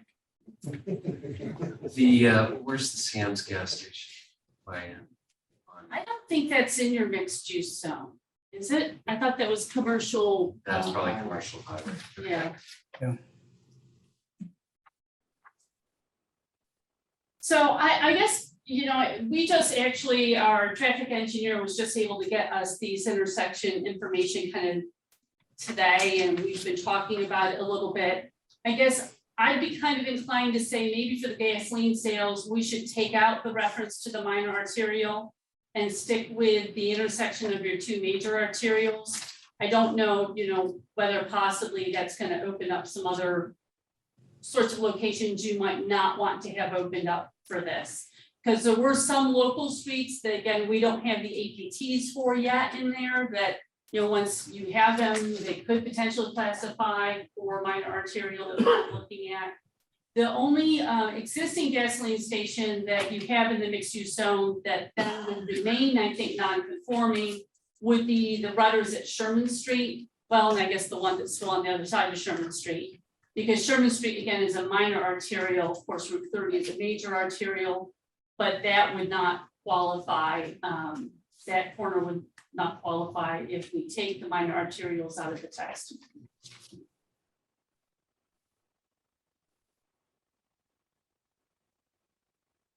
Carol, Can I make a comment, please?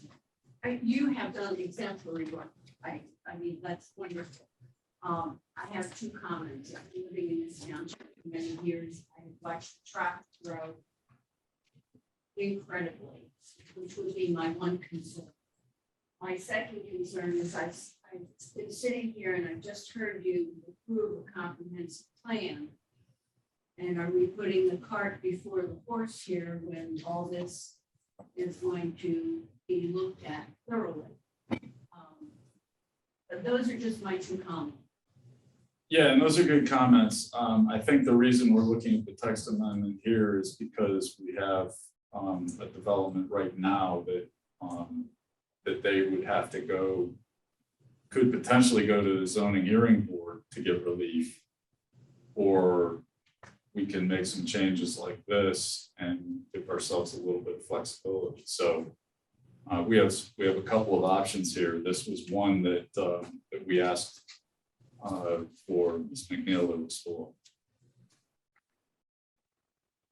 Yeah, that does not mean that we could incorporate this sort of thought into the steering committee, but Chairman's right, we may need to act on this decision prior to the plan ever being completed. Because we're And then looking my at 2 years concern out. The concern then too is where this plan is to be. I mean, talk about a track.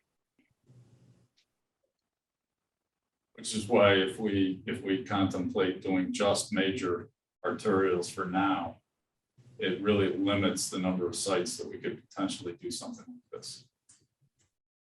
And then it gives the comprehensive plan a chance to take a look at some of the other traffic counts and what that would look like in other parts of the township.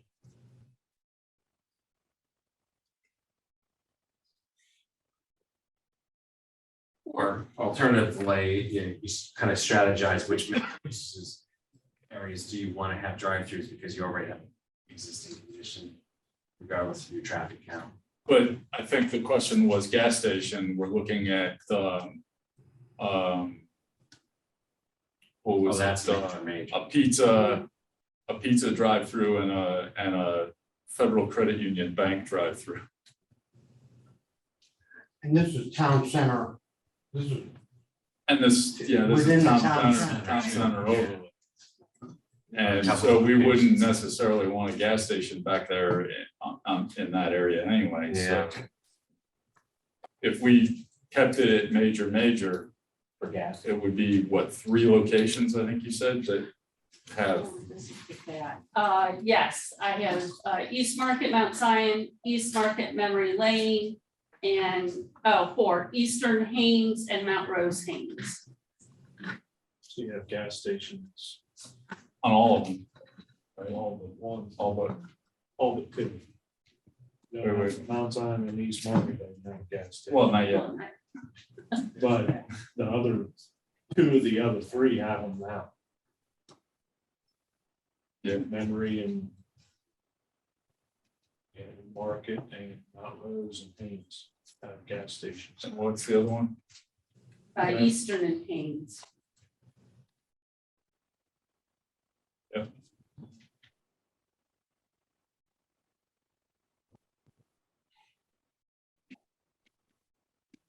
Could be a development site.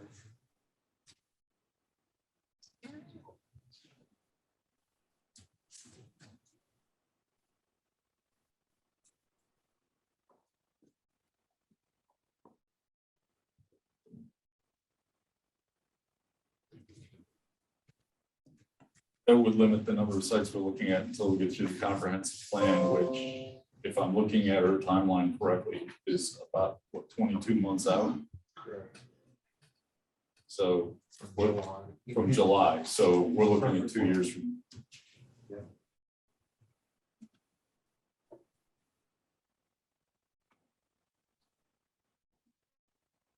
So like I said, I'll assume we'll limit those gasoline stations to major, like I said, when we kind of saw where some of those other minor arterials were that we weren't expecting those ADTs to be necessarily so high on some of those side streets.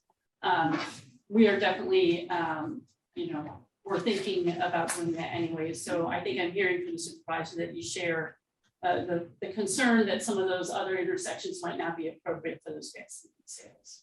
Yep. On the next provision that we looked at is the maximum height. Maximum height is now 45 feet. You can increase that with additional foot and setbacks, but in order to provide for a little bit more flexibility in the district, I made two recommended changes here. One was to increase the 45 to 55 feet in height. And then in subsection 1, which is a section that's already in the ordinance, I actually put, currently don't have any sort of a maximum height in there in that section. And so I did put maximum height of 100 feet. So I don't know that anybody would ever do that, expand your setback that much that you could build up that far. But I thought when I was reviewing the ordinance that maybe you should have some sort of a maximum in that provision. So again, the two changes that I had included in this section is to go from 45 to 55 feet for the standardized height, and then to add in subsection 1, the maximum height of 100 feet. And that basically gives you 4 stories without a whole lot of playing around with numbers. Right, exactly.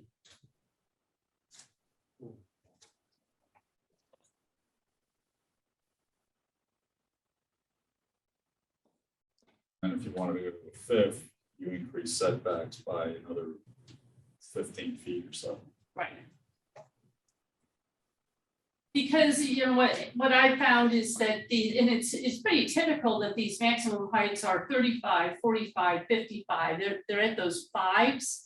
But lately what I've been seeing is when you're doing the architecturals that if you want, I guess, a little bit more play in what you're designing there, that you always end up being 2 or 3 feet over that in order to get the number of floors that you think maybe was intended at that height. So for example, the one multifamily that we were looking at is coming in around 50 feet, just under 50 feet. So we wouldn't need for our project, we wouldn't need the full 55. But we thought since everything else is 35, 45, we'd suggest the 55.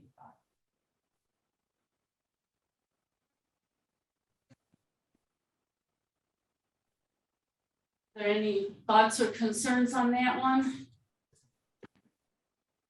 Gentlemen?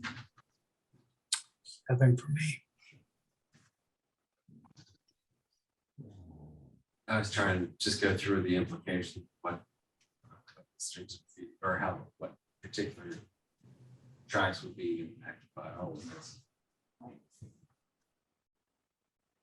And then the final section that we had discussed with the board that we would put forth in this application for consideration is to potentially expand the modification of standards provision under the town center overlay.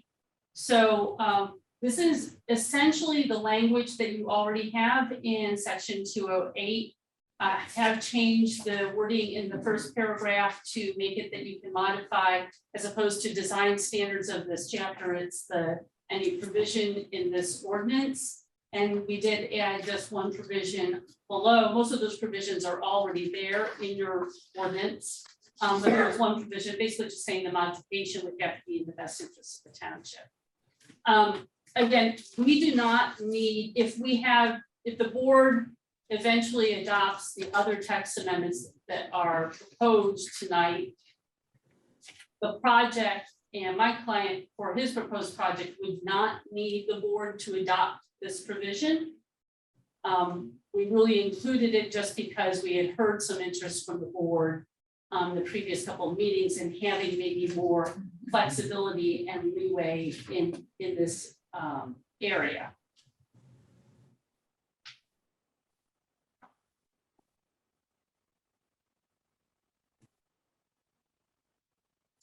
I'm sorry, Stacy, can you, how have you expanded that first paragraph?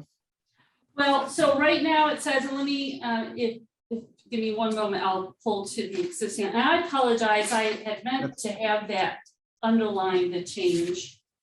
So, what the ordinance currently says at the beginning of the section is the Board of Supervisors may, by conditional use approval, permit the modification of the design standards in order to encourage the use of innovative design. What I've changed it to read is permit the modification of any provision of this ordinance in order to encourage the use of innovative design. Wow. I feel more powerful already.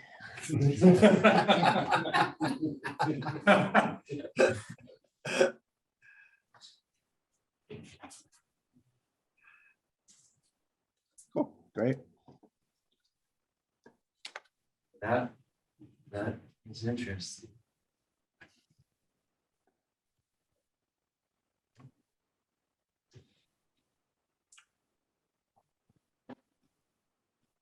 So we could permit a drive-through in a mixed use if it would not necessarily be on a major. So Theoretically, is that what that allows us? theoretically, that within other legal standards that allows you to do that.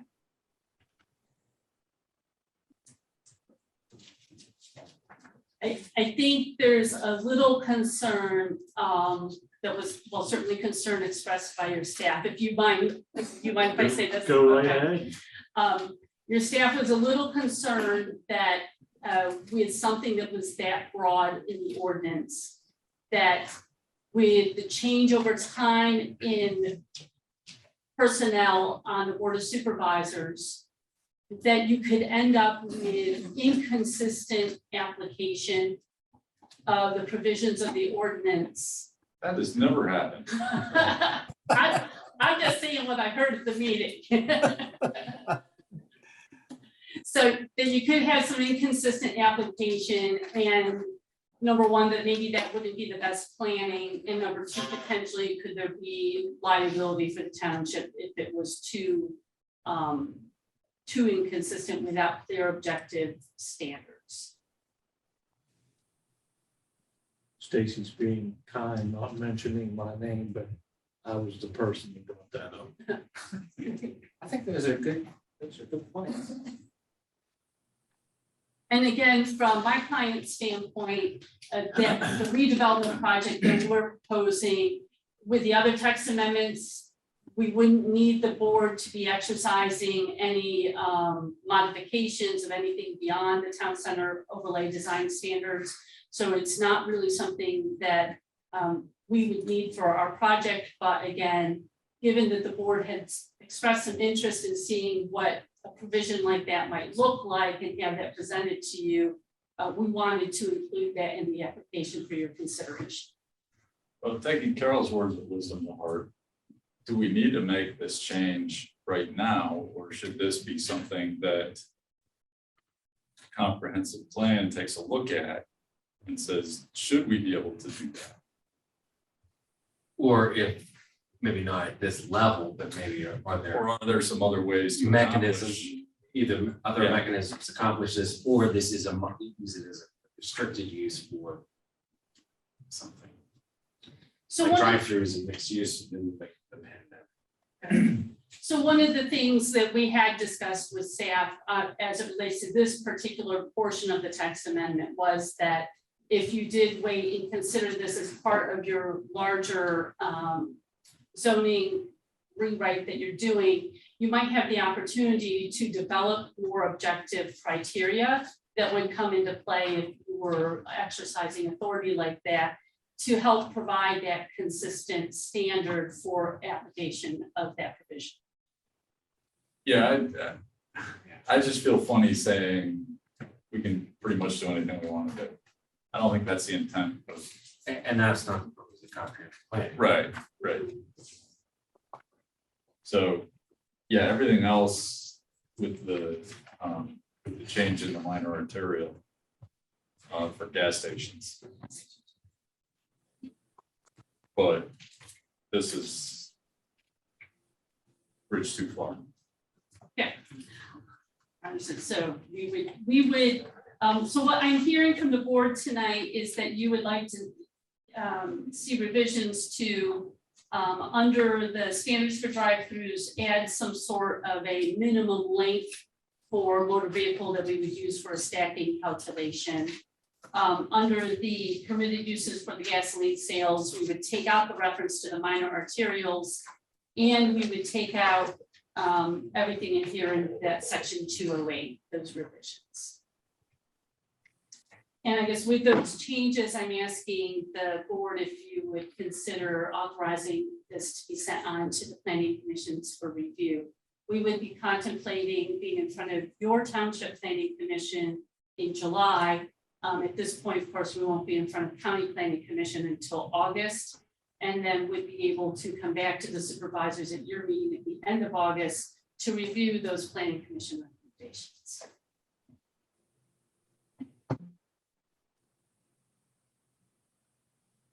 It's been my understanding at the staff meeting as well, that that's what would transpire. She ought to be providing us a slightly different version than I currently have, but I don't see why we can't get that on the agenda for the July planning commission.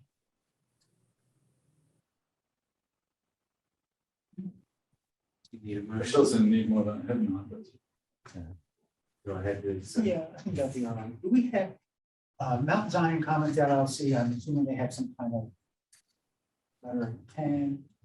We have contracts, and I'm trying to think if we provide, I thought we had provided a redacted contract to staff. Yeah, all those parcels referenced are under control of Mount Zion Commons. See, I'm not so sure that I recall getting that. I will check. Yeah, and if you would check, it wouldn't have been, we wouldn't have provided multiple copies of it, but the cover letter says it was included. If for some reason you don't find it, let me know and we'll shoot it over by email. Certainly will. Yeah, that's fine. Okay, I'll thank check you. first thing tomorrow morning. Okay, thank you. Don and Bob, I said head nod, but I don't know if I actually could see that you guys gave me the head nod. I very clearly said, why not? Let's do it. Thank I'm you, with- Don. I'm with Don. Whatever he says is good by me. All right. Great. May I ask the solicitor a quick question? Does this then have to directly come Advertise. from the, no, I know that, it does. But what I'm asking is, we have to send a letter of some sort to the York County Planning Commission that says the board has authorized them to review it, because that's my understanding of what they require at York County, which is different than I'm accustomed to. Or if you send it to them, that should be fine. Okay, either way, the stuff, that's what needs to happen. I did not send the previous one, so that's why I wanted to make sure that I'm doing it the correct manner. Yeah, I think it's actually been a very recent policy change there, because last year I had a couple I did where I sent it directly and then their staff reviewer just contacted the township zoning officer for an okay, we should review it. But I've heard recently that now county planning is requesting that they come directly from the And municipality. that's the way I understood it too, because I was not familiar with that process. Lancaster County did not, while I was there that way. Whether they've changed it, I don't know, but at the time while I was employed there, it didn't matter who it came from. Right. But you were gonna make some changes to this, right? Yeah, I'm gonna make some, I'll probably be making changes. I don't know if I'll get to them tomorrow. I would say no later than Monday though. And we'll get them back out so it can go very promptly. Again, we've missed their deadline for the July meeting. So it won't be until the August meeting at county planning anyways.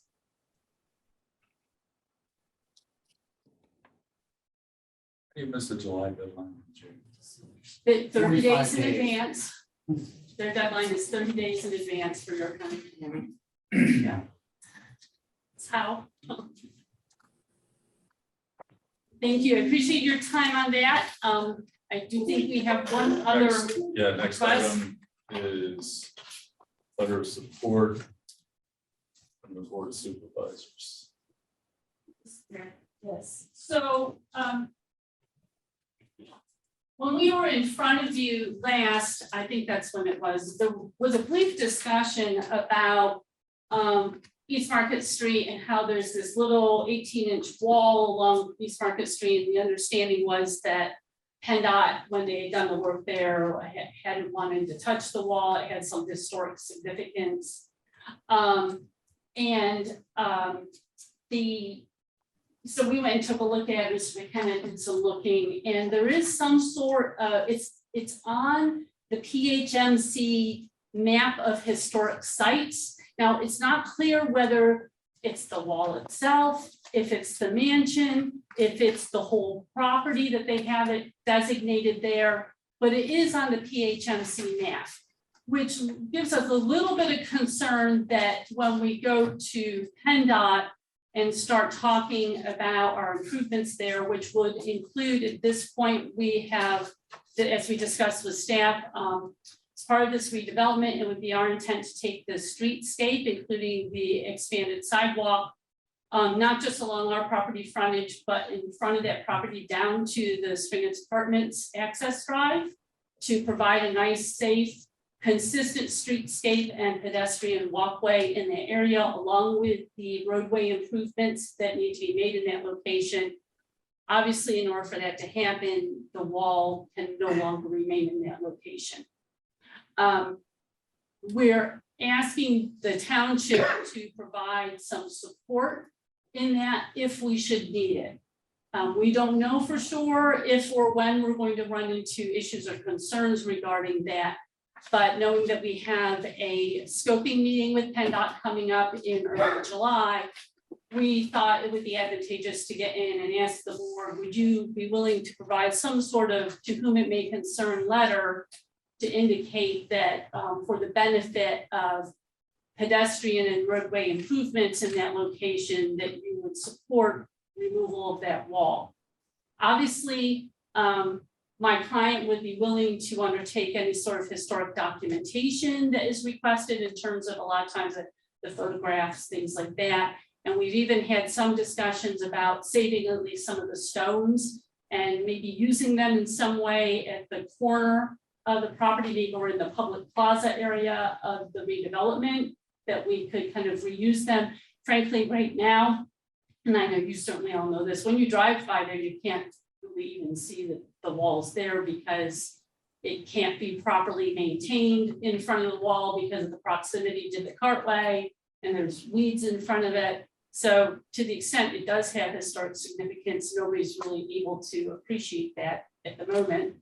And again, I think that we would be able to document during construction, kind of clear the weeds away, document what it looks like, and then before removal, and then actually be able to do something nice with the stones and maybe a little plaque or something to describe what it was in a different location.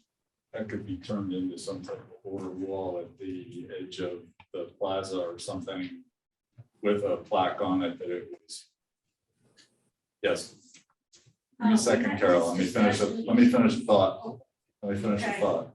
I'm just, yeah, I'd like to see somehow that used as a feature to keep it at least in the area there with some type of plaque on it to designate, you know, where that came from and what its historical nature was. Just, and I think it might actually even be more visible there. But Carol, you have a comment about that? Yeah, we discussed this at the historic preservation meeting this morning.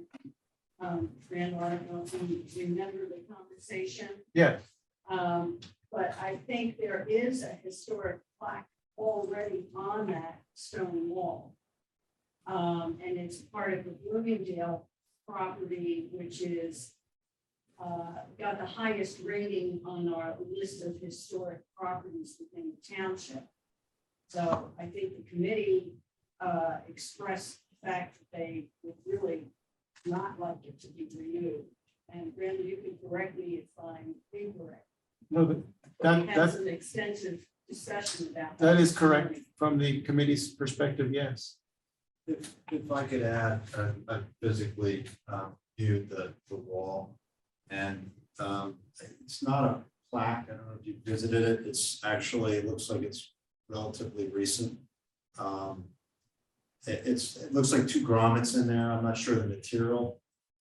It's probably 2.5 inches high by 8 inches. I think if the wall could probably be honored, the Bloomingdale with something a little bit more notable, a little larger, maybe in bronze or something, rather than what's currently there, which the plaque itself does not look historic. Well, I know one of our members actually, his family owned that property. One of our historic preservation members, his family owned that. We would be happy to document it if the board is receptive to that, do the thorough documentation, clean it, take the weeds away. Again, it's only about 18 inches high. But properly document it and utilize those stones. So you probably don't have the benefit of seeing some of the materials and presentations we had a while ago, but we're planning large plazas, piazzas areas with park benches, decorative stone, but this could really work well, these stones, if the board was inclined to support it, to create something unique within the plaza area. And excuse me, how long did we say that wall has been there, in 1800, something like that? Do you remember? I believe the applicant may have represented that in one of their discussions here to the Board of Supervisors, that it's been around for quite some time. I can't say if 1800s, late 1800s is correct, or early 1900s, but I think there was some representation that it certainly is 100 years old at minimum. So, and again, the concern that, one of the concerns that I think the board has seen, and certainly my client has seen, is the pedestrian issue in that location. So when Mr. McKenna was first researching the wall online, he looked at the Google imagery that is on Google Earth. And when you look at the streetscape view directly in front of the wall, you see a woman attempting to walk along East Market Street in the very limited shoulder that is existing in that location. Because of course, if you can't really walk, there's no place in there for pedestrians to safely walk. So that's one of the things that we're proposing with this redevelopment, would be to have that sidewalk and East Market Street streetscape in that location, together with the other necessary roadway improvements. Yeah, on multiple occasions being out of the property and seeing pedestrians walking from the manor and other businesses on the north side of the market and walking, really taking their life in their hands.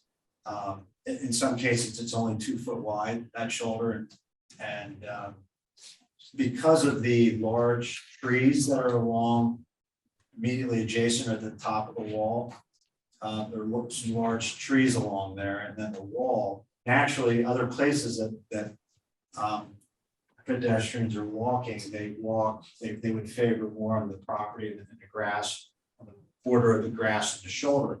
Because of this man-made barrier of the wall and the trees, they're forced out into the street, and it's very dangerous. Very dangerous. I think I also mentioned at the last meeting that because PennDOT didn't widen that road to the same dimensions as the rest of the road before it and after it, it is narrowed down quite a bit. We're missing shoulder on a portion of the south side of the road. And that center turn lane doesn't have the amount of width in it that it does in the rest of the lane either. It's squeezed, yeah.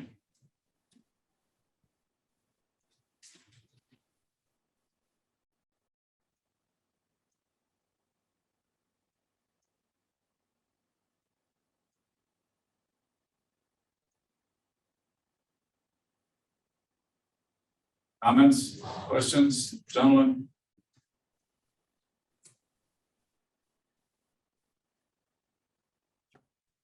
It's an interesting question. I see the hazard here when you take a look at it online.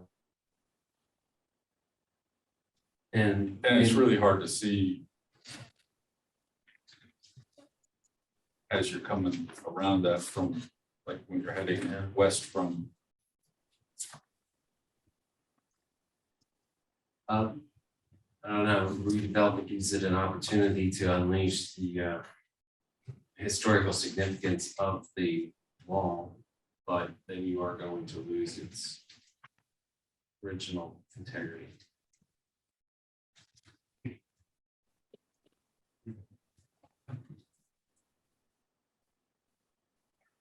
And right now, we can't take advantage of it as a historical asset because it's so restricted. It's that up. But then you lose the integrity. Does providing a letter that they've requested commit us to anything?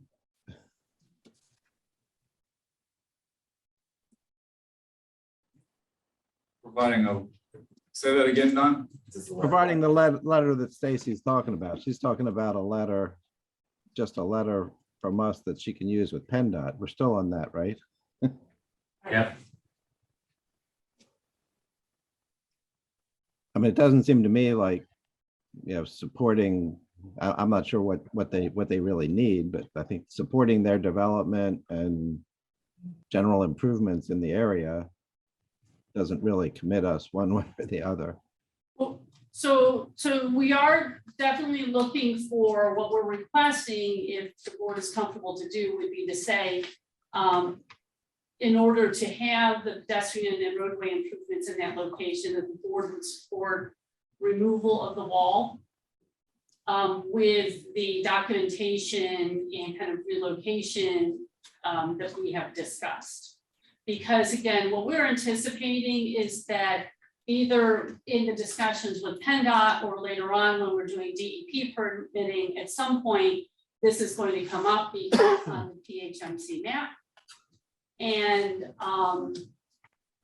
we're gonna have to do something in all likelihood. But I think it would be beneficial to be able to say, this is not just a developer saying we're coming in and we want to make way for our development. There's an existing concern with this wall and safety in that location. And the township supports the decision to document, relocate, and not preserve isn't the right word that I want to use, but basically to relocate and to display, for historic purposes, a portion of the wall, at least with appropriate documentation. So I know, Carol, you're gonna be mad at me, but. I know you want to say it. Be on the phone tomorrow. I mean, we don't leave the stuff that we find at Camp Security in the ground. That gets documented and sent to a museum. I'd almost prefer that this actually be visible and recognizable to people by making it a feature of a place where pedestrians and passersby can actually see it and benefit from it and fix a condition in the road. That's my thought. Mr. Chairman, I have one comment, and that is with the wordsmithing of the letter, at least as Stacy has written it. My client is willing to document any historical significance and perhaps preserve some of the stones. I'd like to remove the words perhaps and preserve all of the stones in the wall for reuse. Just so that we know that it's not going to be, 10% of the wall being preserved. That include the steps as well. Lead up to it. Yes. Yes, that's fine. That's my only comment.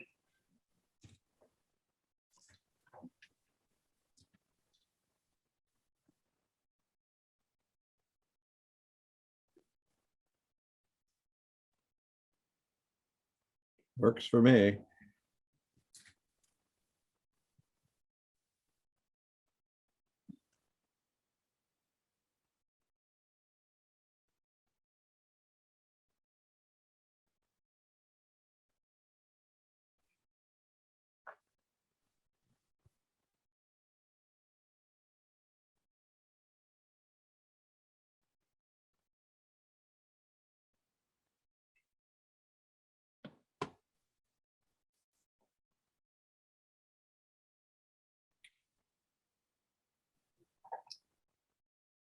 That need to be voted.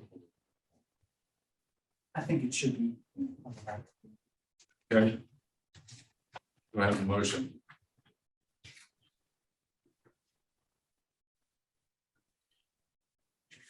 So I'm not sure what we're doing and we don't actually have a document, right?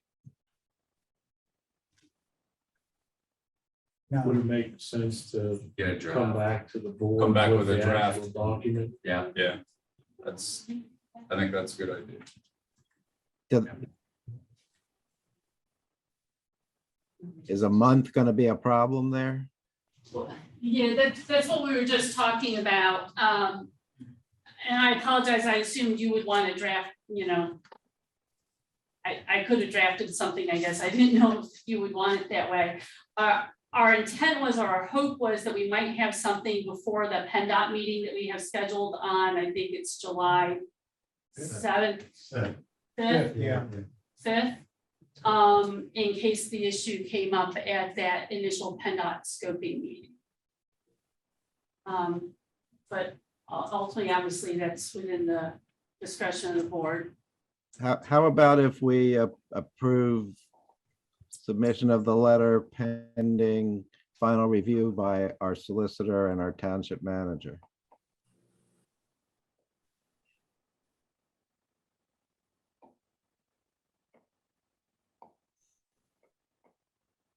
Did our solicitor and township manager hear that? Yes, sir.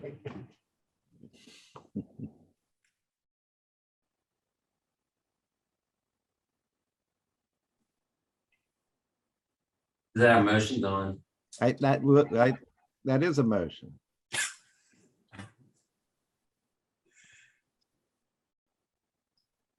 Second. I have a motion and a second. Any other discussion? All in favor? Aye. Aye. Thank you very much. I appreciate all your time tonight. Thank you.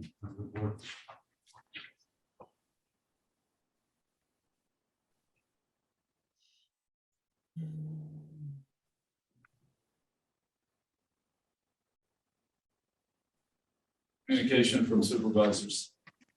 Just want to thank Township Manager Mark Hodgkinson and Chief of Police Todd Kane for joining me in our presentation to the Rotary Club of York East, where we provide an update on the various projects underway. I thought they were well received, and I've received some compliments on the overall presentation. Also want to highlight the Spring Township Police Department and Chief King for his recognition of some outstanding officers the other evening. I had the opportunity to attend that recognition ceremony. Well done to your force and to your team.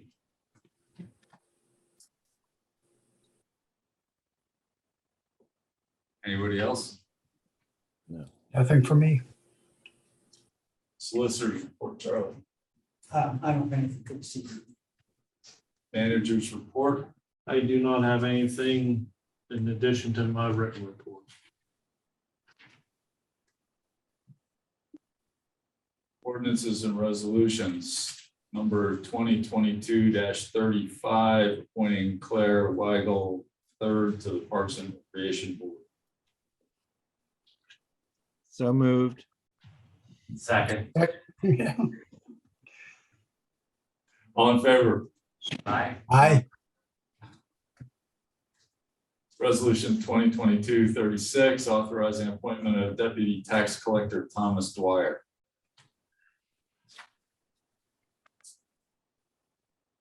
This question, has anyone from the staff or township met with Mr. Dwyer? Not to my knowledge. Is I Mr. know I Dwyer, have not. is Mr. Dwyer present in the audience?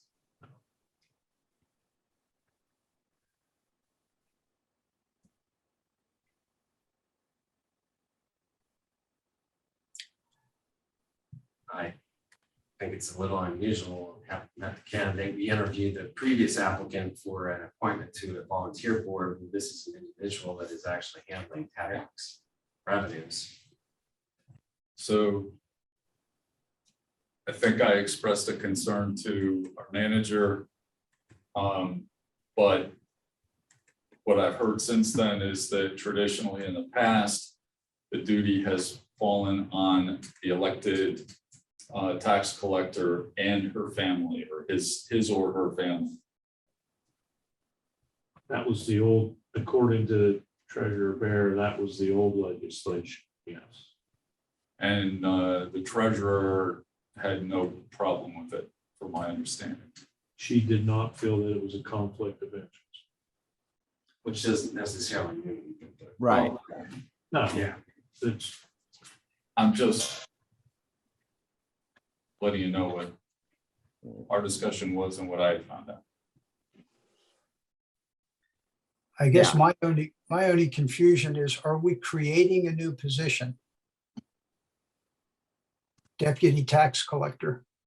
Or is just this two family members helping her get her job done? The deputy steps in if the tax collector can't perform the duties. So it wouldn't be the two of them working together collecting taxes? Well, yes, but the purpose of the deputy is, So let me be more direct, Charlie. Is the deputy an unpaid position then? We're only paying the tax collector, and she's just using a member of her family to be her assistant. right. And presumably the tax collector would be paying the deputy. Out of what funds?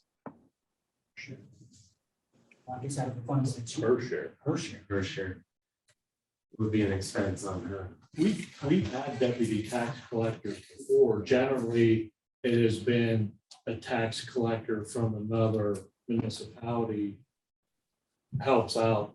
They help out each other. Traditionally, that's how it's done. Just this is being requested in another manner. Yeah, I don't think that I have a problem with this in the long run, but I agree that if we're authorizing someone to sort of act as a tax collector in Springersbury, we ought to at least have the opportunity to meet them. I can I'm arrange. good with that. I can arrange that for the, hopefully the next board meeting. Next board meeting. Sounds good. Just make a motion to table that resolution. Mr. Chairman, I move to table resolution number 2022-36. Second. Motion and a second, all in favor? Aye. Old business. Second school resource officer at Central York School District. Mr. Chairman, this goes back, if you recall, probably a year ago or maybe a little more. This Central York School District approached the board, or approached me to add an additional SRO to be stationed at the middle school. And that person that would be their home base with services to the elementary schools within the township. And the existing SRO would be stationed solely at the high school.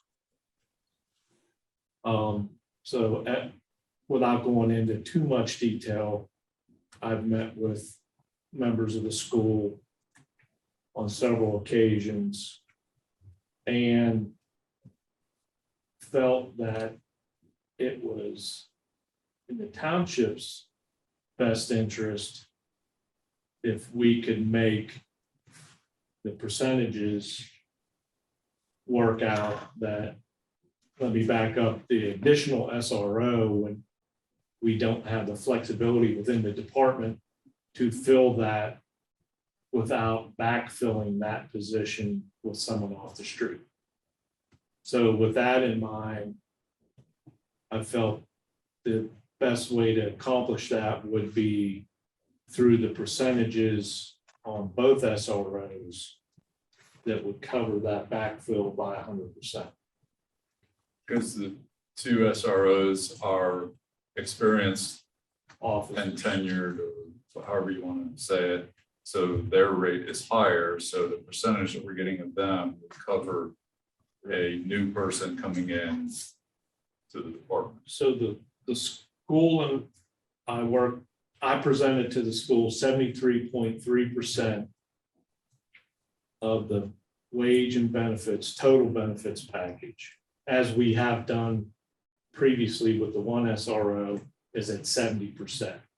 So if we increase that to 73.3% for both SROs and have a long-term agreement, which the long-term agreement would go through the current police union contract, which expires at the end of 2025. So through the 2025-26 school year, the 73.3% of both SROs would fully cover the backfill of a new officer. And the 73.3%, the school's paying for 100% of the SROs being at the school's disposal. So it's 70% of the year, the officers at the school, 30% of the time they're not.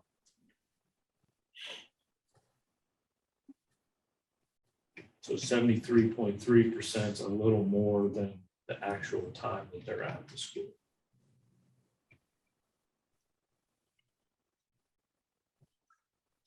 I think that the township manager gave us an excellent report on this, and I completely agree with his recommendation in that report. Is that a motion? Well, what are we actually doing? It's an old business update. I think we have to approve. We have to, You need approval. I need approval, the position's in the current budget. But I won't add a position to any department in the township, regardless of it being in the budget or not, without the board authorizing. And you need to be able to enter into the agreement with your. Which the agreement will come probably at the July meeting. The official agreement will be in front of the board. I have to give an answer to the school because they work on a different budget season than we do. And we'll go through the normal posting position, hiring, involving needs and all of that. Correct. So I think we should have a vote on authorizing the manager to act on what he's presented to us. So moved. Second. Motion and a second, all in favor? Aye. Aye. Anybody want to review the old business listing? I think that is a no. Meeting adjourned.